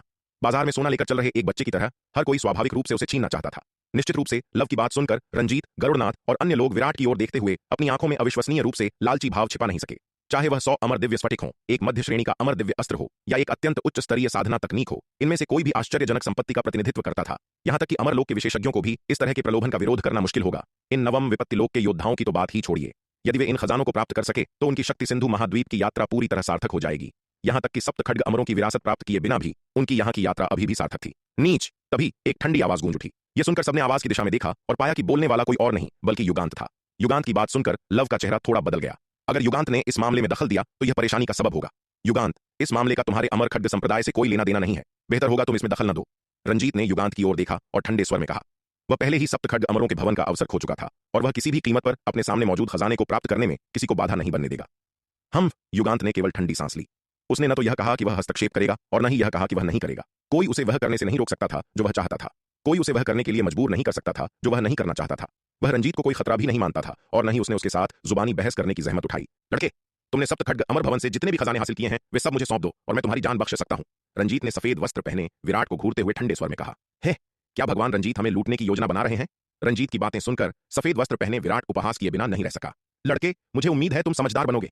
रंजीत ने सफेद वस्त्र पहने विराट को घूरते हुए ठंडे स्वर में कहा। मुझे तुम पर हमला करने के लिए मजबूर मत करो। अगर मैं उन्हें सौंपना ना चाहूं तो? सफेद वस्त्र पहने विराट ने उसकी ओर देखा और शांति से कहा। छोटे जानवर, तुम बात नहीं सुनोगे, इसलिए तुम्हें इसके परिणाम भुगतने होंगे। यह सुनकर रंजीत का चेहरा ठंडा पड़ गया और उसने बर्फीली आवाज में कहा। वह सफेद वस्त्र पहने विराट के साथ शब्दों को बर्बाद करने में बहुत आलसी था और उसने सीधे अपना हाथ बढ़ाया और अपनी हथेली से उसे थप्पड़ मारा। बूढ़े कुत्ते, तुम्हारी हिम्मत कैसे हुई मेरे उस्ताद पर हाथ उठाने की? क्या तुम जीने से थक गए हो? तभी एक गहरी दबी हुई आवाज अचानक गूंज उठी। इसके तुरंत बाद एक कान फोड़ देने वाली गर्जना हुई। सफेद वस्त्र पहने विराट पर रंजीत की हथेली का प्रहार एक विशाल पंजे द्वारा रोक दिया गया। रंजीत लड़खड़ा गया। एक अविश्वसनीय रूप से शक्तिशाली बल द्वारा कई कदम पीछे धकेल दिया गया। उस पल रंजीत पूरी तरह से भयभीत था। ऐसा कैसे हो सकता है? इस छोटे से शक्ति सिंधु महाद्वीप में ऐसा शक्तिशाली विशेषज्ञ कैसे हो सकता है जो एक गरिमामय नवम विपत्ति लोक के विशेषज्ञ को एक ही प्रहार से पीछे धकेलने में सक्षम हो? जब रंजीत ने ध्यान से देखा तो उसने पाया कि जिसने उसके हमले को रोका था वह एक दिखने में प्यारा सा सफेद बाघ था। यह देखकर न केवल रंजीत अविश्वसनीय रूप से हैरान था, बल्कि गरुड़नाथ, संध्या और अन्य लोग भी बहुत हैरान थे। वे सभी रंजीत की ताकत को बहुत अच्छी तरह जानते थे। महारक्तिम किले के स्वामी के रूप में रंजीत को नवम विपत्ति लोक के विशेषज्ञों के बीच भी एक शीर्ष स्तरीय विशेषज्ञ माना जाता था। फिर भी अब उसे एक सफेद बाघ ने एक ही प्रहार से पीछे हटा दिया था। इस छोटे से शक्ति सिंधु महाद्वीप में इतना शक्तिशाली विशेषज्ञ कैसे हो सकता है? इसके अलावा इस मूर्ख बाघ की आभा को देखते हुए यह केवल एक षष्ठम विपत्ति लोक का दानव जानवर था। केवल एक षष्ठम विपत्ति लोक के साधक के लिए रंजीत, महारक्तिम किले के नवम विपत्ति लोक के स्वामी को पीछे हटाना अकल्पनीय था। जब लव ने यह दृश्य देखा तो उसके भीतर भावनाओं की एक जबरदस्त लहर दौड़ गई। जब वह पहली बार शक्ति सिंधु महाद्वीप में आया था तो वह भी एक बार इस मूर्ख बाघ से भिड़ चुका था, लेकिन एक दशक पहले बाघ की ताकत इतनी भयानक नहीं थी। उस मुठभेड़ में हालांकि बाघ ने उसके रक्तिम रक्त खड्ग के एक हमले को रोक दिया था, लेकिन वह गंभीर रूप से घायल भी हो गया था। उस समय वह बाघ को हरा भी नहीं सकता था, लेकिन केवल एक दशक से अधिक समय में बाघ की ताकत इतनी नाटकीय रूप से बढ़ गई थी कि यहां तक कि उसके गुरु रंजीत को भी एक ही प्रहार से पीछे हटने के लिए मजबूर होना पड़ा था। विकास की ऐसी दर बस बहुत अविश्वसनीय थी। शार्दुल द्वारा प्रदर्शित ताकत ने युगांत के चेहरे के भावों में भी थोड़ा बदलाव किया।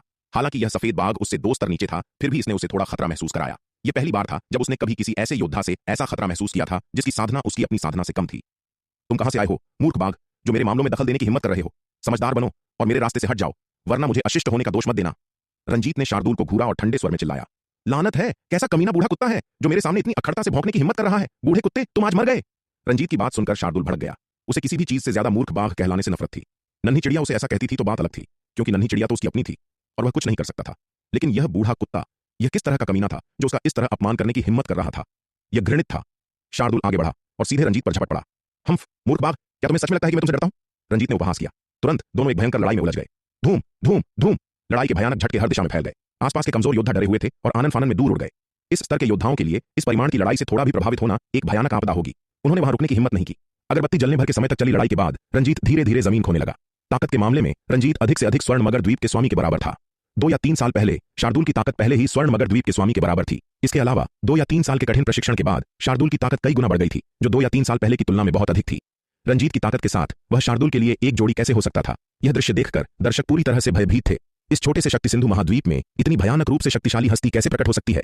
यहां तक कि पूर्वी नक्षत्र महाद्वीप के 5 प्रमुख संप्रदायों में से एक महारक्तिम किले का स्वामी रंजीत भी उसके आगे टिक नहीं पा रहा था। यह जाहिरा तौर पर अज्ञात शक्ति सिंधु महाद्वीप वास्तव में अथाह था, जो सतह पर दिखाई देने वाले महाद्वीप से कहीं अधिक जटिल था। मूर्ख बाघ, तुम आज मरोगे।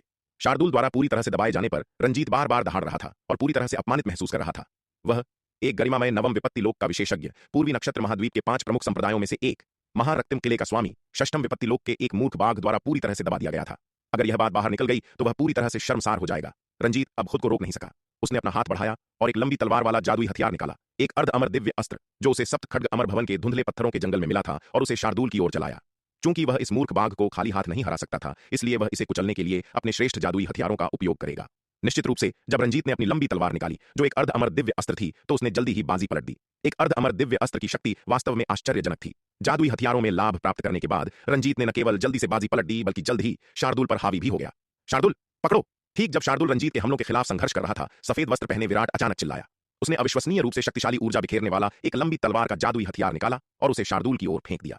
एक निम्न श्रेणी का अमर दिव्य अस्त्र। इसे देखकर हर किसी के चेहरे का भाव बदल गया। ऐसा लग रहा था कि लव सही कह रहा था। इस लड़के ने वास्तव में सप्तखड्ग अमर भवन में एक अपार अवसर प्राप्त किया था। एक निम्न श्रेणी का अमर दिव्य अस्त्र पूरे पूर्वी नक्षत्र महाद्वीप में शायद ऐसे बहुत कम होंगे, लेकिन इस लड़के ने, जो केवल चतुर्थ विपत्ति लोक का एक योद्धा था, वास्तव में इतने आश्चर्यजनक जादुई हथियार को आकस्मिक रूप से निकाल लिया।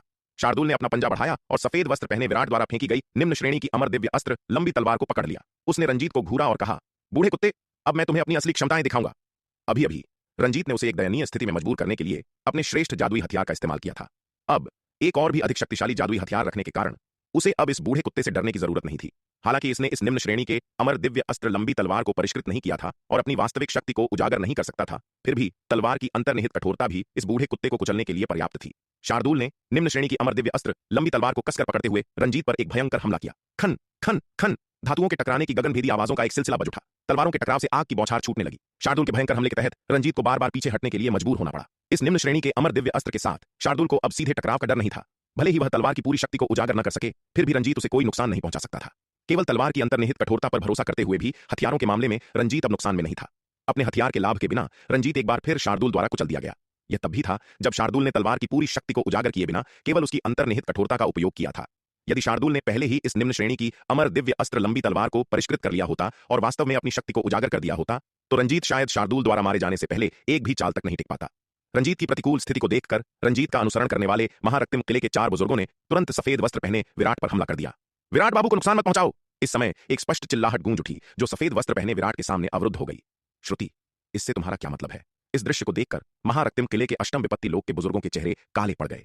उन्हें उम्मीद नहीं थी कि श्रुति इस समय बाहर कूद पड़ेगी और उनकी योजनाओं को विफल कर देगी। अगर तुम विराट बाबू को छूना चाहते हो तो तुम्हें पहले मुझसे होकर गुजरना होगा। श्रुति ने उनकी ओर देखा और ठंडे स्वर में कहा। सफेद वस्त्र पहने विराट ने उसकी जान बचाई थी, वह कैसे खड़ी होकर उन्हें नुकसान पहुंचाते हुए देख सकती थी? श्रुति की बात सुनकर महारक्तिम किले के बुजुर्गों के चेहरे बेहद गंभीर हो गए। यहां तक कि संध्या और श्रवण वर्षा विद्यापीठ के बुजुर्गों ने भी आश्चर्य के भाव दिखाए। वे सभी काफी हैरान थे कि श्रुति सफेद वस्त्र पहने विराट का इतनी दृढ़ता से बचाव करेगी। सच कहूं तो जब उन्होंने लव की बातें सुनी तो वे भी सफेद वस्त्र पहने विराट के शरीर पर मौजूद खजानों से कुछ हद तक ललचा गए थे। हालांकि श्रवण वर्षा विद्यापीठ के बुजुर्गों के रूप में वे महारक्तिम किले की तरह बेशर्म नहीं थे जो इतनी ढिठाई से उसे खुलेआम लूटने का साहस करते। लेकिन भले ही उन्होंने सफेद वस्त्र पहने विराट के खजानों को लूटने की कोशिश नहीं की, फिर भी वे आसानी से इस समय आगे नहीं आएंगे और महारक्तिम किले को नाराज नहीं करेंगे। आखिरकार सफेद वस्त्र पहने विराट का उनके श्रवण वर्षा विद्यापीठ के साथ गहरा संबंध नहीं था और केवल एक चतुर्थ विपत्ति लोक के योद्धा के लिए महारक्तिम किले को नाराज करना उचित नहीं था।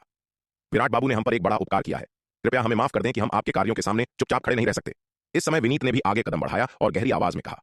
विनीत की बात सुनकर महारक्तिम किले के बुजुर्गों के चेहरे और भी अधिक अप्रिय हो गए। संध्या, तुम्हारे श्रवण वर्षा विद्यापीठ का क्या मतलब है? क्या तुम महारक्तिम किले से मौत तक लड़ने जा रहे हो? महारक्तिम किले के बुजुर्गों में से एक ने संध्या की ओर रुख किया और ठंडे स्वर में पूछा। इस युवा मित्र का हमारे श्रवण वर्षा विद्यापीठ से महत्वपूर्ण संबंध है और हम खड़े होकर उसे इस तरह सताए जाते हुए नहीं देख सकते। संध्या ने यह सुनकर शांति से कहा। हालांकि वह नहीं जानती थी कि विनीत और श्रुति सफेद वस्त्र पहने विराट के प्रति इतने सुरक्षात्मक क्यों थे, क्योंकि वे पहले ही आगे आ चुके थे। इसलिए श्रवण वर्षा विद्यापीठ की उपप्राचार्या होने के नाते वह उनके खिलाफ खड़ी नहीं हो सकती थी। इसलिए हालांकि संध्या वास्तव में इसमें शामिल नहीं होना चाहती थी, फिर भी वह इस समय केवल विनीत और श्रुति के साथ ही खड़ी हो सकती थी। वह विनीत और श्रुति के व्यक्तित्व को बहुत अच्छी तरह से जानती थी। ये दोनों कभी भी बिना सोचे समझे काम नहीं करेंगे। क्योंकि वे ऐसा कर रहे थे तो उनके अपने कारण होने चाहिए। संध्या की बातें सुनकर महारक्तिम किले के बुजुर्गों के चेहरे और भी खराब हो गए। अब जब उनके किले के स्वामी रंजीत को उस मूर्ख बाघ ने रोक रखा था और अब श्रवण वर्षा विद्यापीठ हस्तक्षेप करने जा रहा था, तो उनके लिए इस युवक के खिलाफ कोई कदम उठाना परेशानी भरा होगा। संध्या, यह मत सोचो कि हमें नहीं पता कि तुम्हारा श्रवण वर्षा विद्यापीठ क्या करने की योजना बना रहा है। तुम लोग बस इस लड़के को पहले अपने लिए लेना चाहते हो और फिर जब तुम वापस अपने श्रवण वर्षा विद्यापीठ पहुंचोगे तो उसके खजाने को जब्त करना चाहते हो। तुम्हारी ये इच्छाएं सुनने में प्रभावशाली लग सकती हैं, लेकिन यह काम नहीं कर सकता। महारक्तिम किले के अष्टम विपत्ति लोक के बुजुर्ग ने संध्या को घूरते हुए कहा। हम अपने महारक्तिम किले की गंदी योजनाओं में श्रवण वर्षा विद्यापीठ को फंसाने की कोशिश मत करो। संध्या ने ठंडे स्वर में कहा। क्या तुम्हें लगता है कि श्रवण वर्षा विद्यापीठ में हर कोई तुम्हारे महारक्तिम किले जैसा है? हालांकि वह महारक्तिम किले से झगड़ा नहीं करना चाहती थी, फिर भी वह श्रवण वर्षा विद्यापीठ को उनके द्वारा बदनाम किए जाने को बर्दाश्त नहीं कर सकती थी। संध्या, तुम्हारा उस बात से क्या मतलब है? संध्या के शब्द सुनकर महारक्तिम किले के बुजुर्गों के चेहरे ठंडे पड़ गए। संध्या के शब्द उनके चेहरे पर थप्पड़ के समान थे। वे ऐसे अपमान को कैसे सहन कर सकते थे? हे, आप अपने महारक्तिम किले को हमारे श्रवण वर्षा विद्यापीठ को बदनाम करने देते हैं, लेकिन आप हमारे श्रवण वर्षा विद्यापीठ को आपका खंडन करने की अनुमति नहीं दे सकते। आपके महारक्तिम किले के कार्य वास्तव में हमेशा की तरह दबंग हैं। संध्या ने उपहास किया। इस जुबानी बहस के दौरान माहौल लगातार तनावपूर्ण होता गया। इस तनावपूर्ण गतिरोध में ऐसा लग रहा था कि कोई संघर्ष छिड़ने वाला है।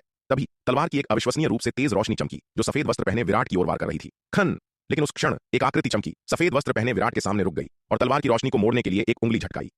महाबुजुर्ग, आप क्या करना चाहती हैं? युगांत ने भयभीत गरुड़नाथ की ओर घूरते हुए बिना किसी भाव के पूछा। जिसने अचानक सफेद वस्त्र पहने विराट पर हमला किया वह कोई और नहीं बल्कि अमर खड्ग संप्रदाय की महाबुजुर्ग गरुड़नाथ थी। हालांकि उसके कार्यों को युगांत के हस्तक्षेप द्वारा रोक दिया गया। युगांत, क्या तुम भी मुझे रोकने वाले हो? गरुड़नाथ ने खुद को संयत करते हुए युगांत को घूरते हुए गहरी आवाज में पूछा। हमारा अमर खड्ग संप्रदाय सीधा और सम्मानीय है, हम ऐसा घिनौना काम कैसे कर सकते हैं? युगांत ने उसे घूरते हुए ठंडे स्वर में कहा। यदि आप मेरे अमर खड्ग संप्रदाय की सदस्य नहीं होती तो मैं आपसे बात भी नहीं करता, लेकिन चूंकि आप अमर खड्ग संप्रदाय की महाबुजुर्ग हैं, इसलिए मैं आपको अपने संप्रदाय की प्रतिष्ठा को कलंकित करने की अनुमति नहीं दूंगा। हालांकि युगांत अलग थलग और घमंडी था, लेकिन वह अपने संप्रदाय की प्रतिष्ठा को बहुत महत्व देता था। अमर खड्ग संप्रदाय के एक शिष्य के रूप में वह किसी को भी संप्रदाय की प्रतिष्ठा को कलंकित करने की अनुमति नहीं देगा। तुम? युगांत की बातें सुनकर गरुड़नाथ हैरान और क्रोधित दोनों थीं। अमर खड्ग संप्रदाय के अन्य बुजुर्गों ने इस दृश्य को देखकर एक दूसरे की ओर देखा। सच कहूं तो वे सभी सफेद वस्त्र पहने विराट के शरीर पर मौजूद खजानों से बहुत ललचा गए थे। उन्होंने गरुड़नाथ के कार्यों पर आपत्ति नहीं जताई, लेकिन अब जब युगांत उसे रोकने के लिए कदम बढ़ा चुका था तो वे एक कठिन स्थिति में थे। अमर खड्ग संप्रदाय के संप्रदाय प्रमुख तरुणराज के व्यक्तिगत शिष्य के रूप में और पूरे अमर खड्ग संप्रदाय में और यहां तक कि पूरे पूर्वी नक्षत्र महाद्वीप में युवा पीढ़ी के बीच सबसे उत्कृष्ट मार्शल आर्ट्स कौतुक के रूप में संप्रदाय के भीतर युगांत की प्रतिष्ठा बहुत अधिक थी। पहले युगांत की प्रतिष्ठा गरुड़नाथ से कम नहीं थी, अब अष्टम विपत्ति लोक में प्रवेश कर चुके युगांत की ताकत और भी अधिक आश्चर्यजनक हो गई थी। अभी अभी के गए उसके हमले को देखते हुए उसकी ताकत स्पष्ट रूप से गरुड़नाथ से कहीं बेहतर थी। भले ही इन बुजुर्गों ने गरुड़नाथ के साथ हाथ मिला लिया, वे युगांत को हराने में सक्षम नहीं हो सकते हैं। इसके अलावा अमर खड्ग संप्रदाय के सबसे उत्कृष्ट मार्शल आर्ट्स कौतुक के रूप में उनके पास उस पर हमला करने का कोई कारण नहीं था। इसलिए इस समय अमर खड्ग संप्रदाय के ये बुजुर्ग दुविधा में फंस गए थे।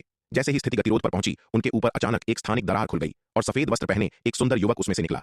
गुरुजी, सफेद वस्त्र पहने युवक को देखते ही युगांत ने सम्मानपूर्वक नमन किया।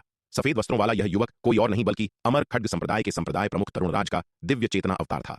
उसे अभी अभी दीक्षा से एक संदेश मिला था जिसने यहाँ की स्थिति की सूचना दी थी। खबर मिलते ही उसने तुरंत अंतरिक्ष को चीर दिया और अपना दिव्य चेतना अवतार शक्ति सिंधु महाद्वीप भेज दिया।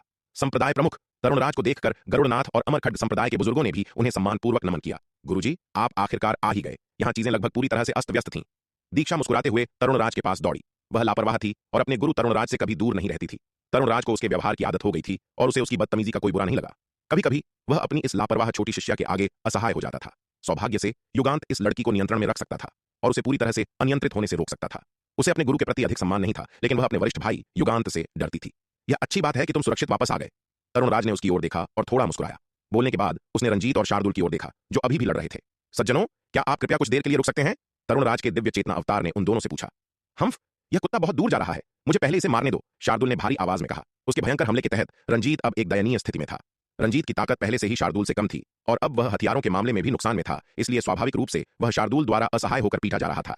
अगर ऐसा ही चलता रहा तो शायद बहुत देर नहीं लगेगी जब रंजीत सचमुच शार्दुल के निम्न श्रेणी के अमर दिव्य अस्त्र लंबी तलवार से कुचलकर मार डाला जाएगा। अब तक भी रंजीत शार्दुल के हमलों से खून की कई उल्टियां कर चुका था। शार्दुल, अभी के लिए रुक जाओ। इस समय सफेद वस्त्र पहने विराट बोल पड़ा। चूंकि तरुणराज बोल चुका था, उसे उसका मान रखना पड़ा। इसके अलावा विराट शक्ति सिंधु महाद्वीप पर रंजीत को मारना नहीं चाहता था। यह कमीना अंधकार दानव वंश के साथ मिला हुआ था और इसमें दक्षिणी स्वर्ग मंडल के कुछ उच्च स्तरीय लोग भी शामिल थे। इतने सारे लोगों के सामने रंजीत को मारना अनिवार्य रूप से शक्ति सिंधु महाद्वीप के उन शीर्ष विशेषज्ञों का ध्यान आकर्षित करेगा। हालांकि तलवार संप्रदाय की ताकत अब वैसी नहीं रही, फिर भी यह उन शीर्ष विशेषज्ञों से काफी पीछे थी। विराट को अभी भी कपाल कबीला के प्रमुख क्षितिज की पृथ्वी को हिला देने वाली वह लड़ाई याद थी। लड़ाई का वह स्तर तलवार संप्रदाय की वर्तमान ताकत की सहन क्षमता से परे था। यहां तक कि तरुणराज के हस्तक्षेप के बिना भी विराट का रंजीत को यहां मारने का कोई इरादा नहीं था। अब जब तरुणराज बोल चुका था तो वह प्रस्ताव स्वीकार कर लेगा। हाँ उस्ताद। सफेद वस्त्र पहने विराट के बोलते ही शार्दुल ने तुरंत हमला करना बंद कर दिया। वह तरुणराज को अनदेखा कर सकता था, लेकिन वह अपने उस्ताद की बात की अवहेलना नहीं कर सकता था। चूंकि उसके उस्ताद ने उसे रुकने के लिए कहा था, इसलिए वह स्वाभाविक रूप से लड़ना जारी नहीं रख सकता था। शार्दुल सफेद वस्त्र पहने विराट के पास आ गया और पहरे पर खड़ा हो गया ताकि कोई और उस पर दोबारा हमला न कर सके। सच तो यह है कि सफेद वस्त्र पहने विराट की वर्तमान ताकत के साथ गरुड़नाथ और रंजीत को भी उसे जल्दी से मारना मुश्किल होगा। आखिरकार उसने नवम विपत्ति दिव्य अस्त्र का रक्षात्मक लबादा पहन रखा था। गरुड़नाथ और रंजीत के लिए नवम विपत्ति दिव्य अस्त्र की रक्षात्मक शक्ति को तोड़ना और उसे मारना कोई आसान काम नहीं होगा।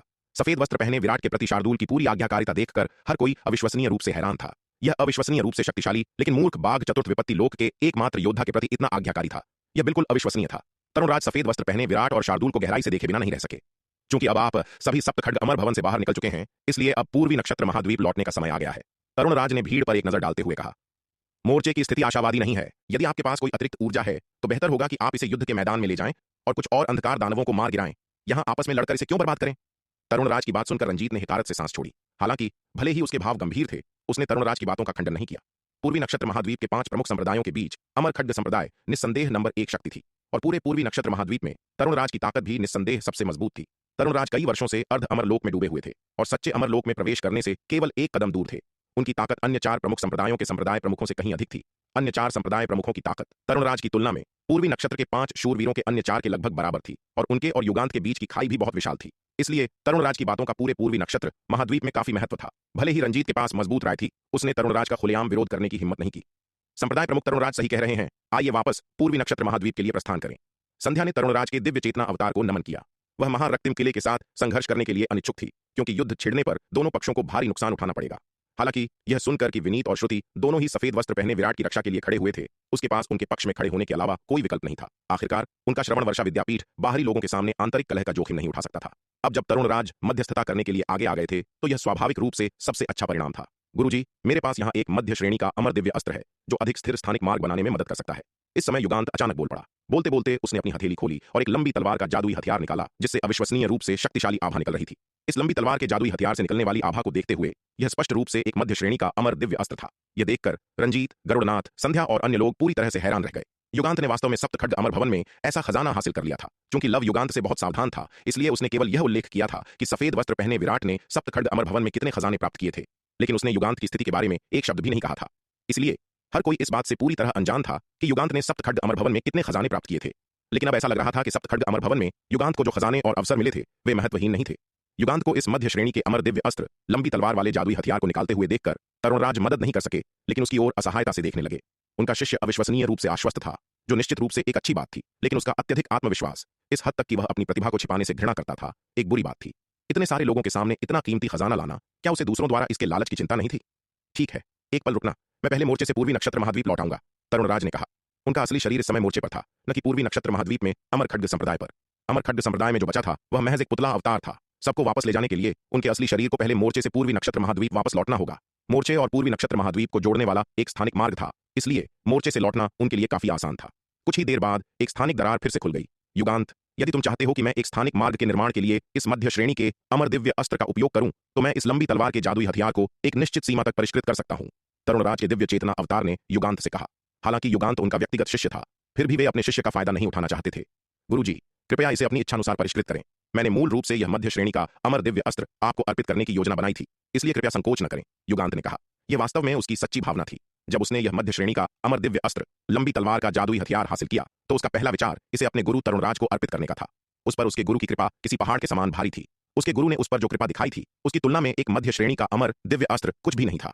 इसके अलावा पहले से ही हाथ में नीलम खड्ग होने के कारण उसे किसी अन्य लंबी तलवार या जादुई कलाकृतियों की कोई आवश्यकता नहीं थी। यह मध्य श्रेणी की अमर दिव्य अस्त्र लंबी तलवार उसके किसी काम की नहीं थी। युगांत के विचार में यह मध्य श्रेणी की अमर दिव्य अस्त्र लंबी तलवार अपने गुरु को अर्पित करना सबसे अच्छा विकल्प था।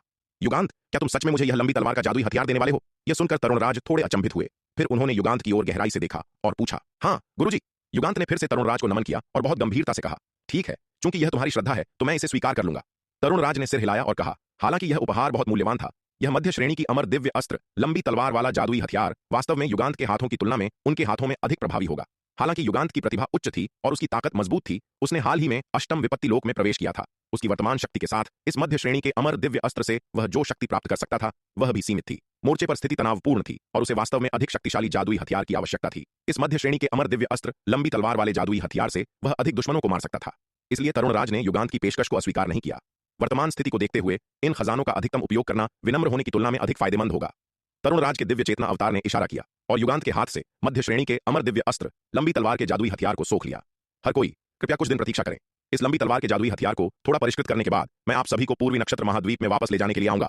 तरुणराज के दिव्य चेतना अवतार ने भीड़ की ओर देखते हुए कहा। फिर वह चमका और स्थानिक दरार में प्रवेश कर गया।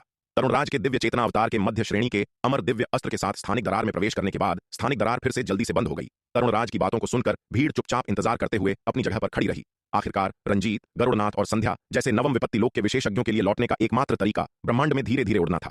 शक्ति सिंधु महाद्वीप और पूर्वी नक्षत्र महाद्वीप के बीच विशाल दूरी को देखते हुए उन्हें वापस उड़ने में कम से कम 10 साल लगेंगे। अगर तरुणराज उस मध्य श्रेणी के अमर दिव्य अस्त्र का उपयोग करके एक और भी उन्नत स्थानिक मार्ग बनाने के लिए तैयार थे तो उन्हें पूर्वी नक्षत्र महाद्वीप में लौटने के लिए इसका उपयोग करने में खुशी होगी, जिससे अंतरिक्ष के माध्यम से लंबी यात्रा से बचा जा सके। शार्दूल की शक्ति देखने के बाद रंजीत और अन्य महारक्तिम किले के योद्धाओं ने फिर से लापरवाही से काम करने की हिम्मत नहीं की। अगर तरुणराज समय पर प्रकट नहीं होते तो रंजीत शायद शार्दूल द्वारा पीट पीट कर मार डाला गया होता। इसके अलावा श्रवण वर्षा विद्यापीठ के लोग अब सफेद वस्त्र पहने विराट के पक्ष में खड़े होने के लिए दृढ़ संकल्पित थे और अपने महारक्तिम किले की सीमित शक्ति के साथ वे वास्तव में सफेद वस्त्र पहने विराट का कुछ भी नहीं बिगाड़ सकते थे। अगर फिर से कोई संघर्ष हुआ तो निश्चित रूप से उन्हें भारी नुकसान उठाना पड़ेगा। इसलिए इस बार रंजीत और अन्य महारक्तिम किले के योद्धा बहुत अच्छे से व्यवहार कर रहे थे। क्योंकि रंजीत और अन्य महारक्तिम किले के योद्धाओं ने कोई परेशानी पैदा नहीं की, इसलिए विराट भी उनके साथ उलझने में बहुत आलसी था। तलवार संप्रदाय की वर्तमान ताकत के साथ रंजीत और अन्य महारक्तिम किले के योद्धाओं का पूरी तरह सफाया करना कोई समस्या नहीं होगी। हालांकि जिस बात से विराट वर्तमान में सावधान था वह स्वयं महारक्तिम किले की ताकत नहीं थी, बल्कि उनके पीछे के लोग थे। भले ही वह महारक्तिम किले के लोगों को खत्म करना चाहता हो, लेकिन वह शक्ति सिंधु महाद्वीप पर ऐसा करने का विकल्प नहीं चुन सकता था। तलवार संप्रदाय की वर्तमान स्थिति को देखते हुए बहुत अधिक हाई प्रोफाइल होना उचित नहीं था। ऐसा न हो कि यह बहुत अधिक ध्यान आकर्षित करे। सभी पक्षों के अस्थायी रूप से शांत होने के बाद चंद्रिका, पुनीत और अन्य लोगों को आखिरकार आगे आने और सफेद वस्त्र पहने विराट और अन्य लोगों से सप्तखड्ग अमर भवन के अंदर की स्थिति के बारे में पूछताछ करने का मौका मिला। सप्तखड्ग अमर भवन के अचानक चले जाने से वे भी काफी आश्चर्यचकित थे। सप्तखड्ग अमर भवन अचानक कैसे उड़ सकता है? वे इस दृश्य से अत्यंत हैरान थे। चूंकि वे पहले ही सप्तखड्ग अमर भवन छोड़ चुके थे, इसलिए वे नहीं जानते थे कि अंदर क्या हुआ था। चंद्रिका, पुनीत और अन्य लोगों की पूछताछ सुनकर सफेद वस्त्र पहने विराट ने संक्षेप में बताया कि क्या हुआ था। बेशक उसने जो वर्णन किया वह केवल वही था जो सबने देखा था। उसने यह नहीं बताया कि वह मुख्य कक्ष में शिखा शर्मा से मिला था। सफेद वस्त्र पहने विराट के वृत्तांत को सुनने के बाद अंततः सभी समझ गए कि क्या हुआ था। उन्हें यह भी पता चला कि परीक्षण के दौरान धवलराज की मृत्यु हो गई थी। यह खबर सुनकर चंद्रिका, पुनीत और अन्य लोगों को दुख हुआ। धवलराज के साथ उनके अच्छे संबंध थे और सप्तखड्ग अमर भवन के भीतर वर्षों के साथ से उनका बंधन गहरा हो गया था। अब धवलराज सप्तखड्ग अमर भवन के भीतर नष्ट हो गया था, जिससे स्वाभाविक रूप से उन्हें बहुत दुख हुआ। हालांकि वे यह भी जानते थे कि सभी परिणाम व्यक्तिगत विकल्पों के कारण थे और शिकायत करने का कोई कारण नहीं था। आखिरकार हर परीक्षण शुरू होने से पहले सफेद दाढ़ी वाले, सफेद बालों वाले बुजुर्ग ने सभी को चुनने का मौका दिया था। एक बार चुनाव करने के बाद उसके परिणाम भी भुगतने ही थे। पूर्वज श्वेत हिम हालांकि धवलराज के निधन की बात को भूल नहीं सके। धवलराज उनका सबसे कीमती शिष्य था। यदि वह लालच में अंधा नहीं हुआ होता और परीक्षण से पहले ही हटने का विकल्प नहीं चुना होता तो धवलराज का ऐसा अंत नहीं होता। इसलिए पूर्वज श्वेत हिम को अपने कार्यों पर गहरा पछतावा हुआ। पलक झपकते ही 10 दिन बीत गए। इस दिन हवाश की आवाज के साथ शक्ति सिंधु महाद्वीप के बाहर ब्रह्मांडीय तारों वाले आकाश में एक विशाल स्थानिक दरार खुल गई। सब लोग अब आप आ सकते हैं। तरुणराज का दिव्य चेतना अवतार एक बार फिर स्थानिक दरार से बाहर निकला, शक्ति सिंधु महाद्वीप के लोगों पर एक नजर डाली और बोला। तरुणराज की बातों को सुनकर हर कोई तुरंत शक्ति सिंधु महाद्वीप के बाहरी इलाकों की ओर उड़ते हुए निकल पड़ा। विराट भाई, क्या आप हमारे साथ आना चाहेंगे? विनीत ने सफेद वस्त्र पहने विराट की ओर देखते हुए पूछा। उसे अभी भी बहुत उम्मीद थी कि सफेद वस्त्र पहने विराट उनके साथ श्रवण वर्षा विद्यापीठ लौट सकता है। अगर सफेद वस्त्र पहने विराट जैसा अद्वितीय प्रतिभाशाली व्यक्ति उनके श्रवण वर्षा विद्यापीठ में शामिल हो सके तो यह और भी अच्छा होगा। ठीक है। सफेद वस्त्र पहने विराट कुछ पल के लिए झिझका, फिर अंततः सिर हिला दिया। उसके पास इतने सारे खजाने होने के कारण, जिसका लव पहले ही सार्वजनिक रूप से खुलासा कर चुका है, उसका शक्ति सिंधु महाद्वीप पर रहना उचित नहीं है। इसके विपरीत यह आसानी से दूसरों के लालच को आकर्षित करेगा और शक्ति सिंधु महाद्वीप में परेशानी लाएगा। अगर वह विनीत और अन्य लोगों के साथ पूर्वी नक्षत्र महाद्वीप की यात्रा करता है तो जो लोग उसके खजानों का लालच करते हैं वे शक्ति सिंधु महाद्वीप पर नजर रखने के बजाय पूर्वी नक्षत्र महाद्वीप की यात्रा करने वाले उसके निर्मल अवतार पर अपना ध्यान केंद्रित करेंगे।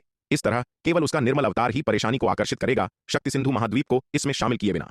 पूरी तरह से ध्यान भटकाने के लिए इस बार सफेद वस्त्र पहने विराट ने शार्दूल को भी अपने साथ ले लिया। उसे शक्ति सिंधु महाद्वीप पर नहीं रहने दिया। यह बहुत बढ़िया है। विनीत सफेद वस्त्र पहने विराट को सहमत होते सुनकर बहुत खुश हुआ। विराट को श्रवण वर्षा विद्यापीठ की ओर आकर्षित करना विद्यापीठ के लिए एक बहुत बड़ा वरदान था। इसके अलावा विराट के पास जो भुना हुआ दिव्य मांस था वह उसके गुरु गोविंद की चोटों में बहुत मदद करेगा। यह समूह शक्ति सिंधु महाद्वीप के बाहरी इलाकों में पहुंचा और नए खुले स्थानिक मार्ग के माध्यम से पूर्वी नक्षत्र महाद्वीप लौट आया। तरुणराज द्वारा खोला गया यह स्थानिक मार्ग बेहद स्थिर था, जिसे नवम विपत्ति लोक के योद्धाओं द्वारा आसानी से पार किया जा सकता था। इसने रंजीत, गरुड़नाथ, संध्या और अन्य नवम विपत्ति लोक के योद्धाओं को विशाल ब्रह्मांड में 10 साल की कठिन यात्रा किए बिना इस मार्ग के माध्यम से पूर्वी नक्षत्र महाद्वीप लौटने की अनुमति दी। सफेद वस्त्र पहने विराट और शार्दुल ने स्थानिक मार्ग में प्रवेश किया और एक अपरिचित स्थान पर पहुंचे। यह स्थान एक अतुलनीय रूप से शानदार संप्रदाय था, जो पैमाने में श्रवण वर्षा विद्यापीठ से कहीं आगे था। संप्रदाय के बहुत ऊपर तरुणराज और अमर खड्ग संप्रदाय के बुजुर्गों ने उनके द्वारा बनाए गए स्थानिक मार्ग को बनाए रखने के लिए अथक प्रयास किया। यहां तक कि एक मध्य श्रेणी के अमर दिव्य अस्त्र के साथ भी नवम विपत्ति लोक के विशेषज्ञों को गुजरने के लिए पर्याप्त मजबूत स्थानिक मार्ग बनाना कोई आसान उपलब्धि नहीं थी। तरुणराज अकेले इसे पूरा नहीं कर सकते थे। उन्हें इसे प्राप्त करने के लिए अमर खड्ग संप्रदाय के कई बुजुर्गों की मदद की आवश्यकता थी। अरे लड़के, यह हमारा अमर खड्ग संप्रदाय है, कभी भी हमारे यहां आने के लिए तुम्हारा स्वागत है, दीक्षा ने सफेद वस्त्र पहने विराट से कहा। उसकी और विराट की मुलाकात सप्त खड्ग अमर भवन में आदर्श परिस्थितियों से कम में हुई थी। बाद में विराट ने लव के हमलों से उसकी जान बचाने के लिए अपनी पवन देव बाण विद्या का इस्तेमाल किया था। इन मुलाकातों के जरिए वह और विराट काफी परिचित हो गए थे और वह उससे काफी प्रभावित थी। ठीक है, दीक्षा की बातें सुनकर सफेद वस्त्र पहने विराट ने मुस्कुराते हुए कहा। जल्द ही सभी लोग स्थानिक मार्ग से गुजर चुके थे और पूर्वी नक्षत्र महाद्वीप लौट आए थे। संप्रदाय प्रमुख तरुणराज, विदाई। रंजीत ने तरुणराज को नमन किया और शांति से कहा। हालांकि वह तरुणराज द्वारा खोले गए स्थानिक मार्ग का उपयोग करके लौटा था, लेकिन उसे उनके प्रति कोई कृतज्ञता महसूस नहीं हुई। वास्तव में उसे थोड़ा गुस्सा था कि तरुणराज ने उसकी योजनाओं को बर्बाद कर दिया था। अलविदा किलेदार रंजीत। तरुणराज ने रंजीत के ठंडे रवैये पर ध्यान नहीं दिया, थोड़ा मुस्कुराया और नमन किया। चलो चलें। रंजीत ने अपना हाथ हिलाया और महारक्तिम किले के बुजुर्गों और शिष्यों को अमर खड्ग संप्रदाय से दूर ले गया। संप्रदाय प्रमुख तरुणराज, धन्यवाद। रंजीत और अन्य महारक्तिम किले के योद्धाओं के जाने के बाद संध्या ने भी तरुणराज को नमन किया और उन्हें धन्यवाद दिया। तरुणराज ने यह स्थानिक मार्ग खोल दिया था, जिससे उसकी लंबी उड़ान बच गई, इसलिए वह स्वाभाविक रूप से उनके प्रति अपना आभार व्यक्त करना चाहती थी। उप प्राचार्य संध्या, आप बहुत दयालु हैं।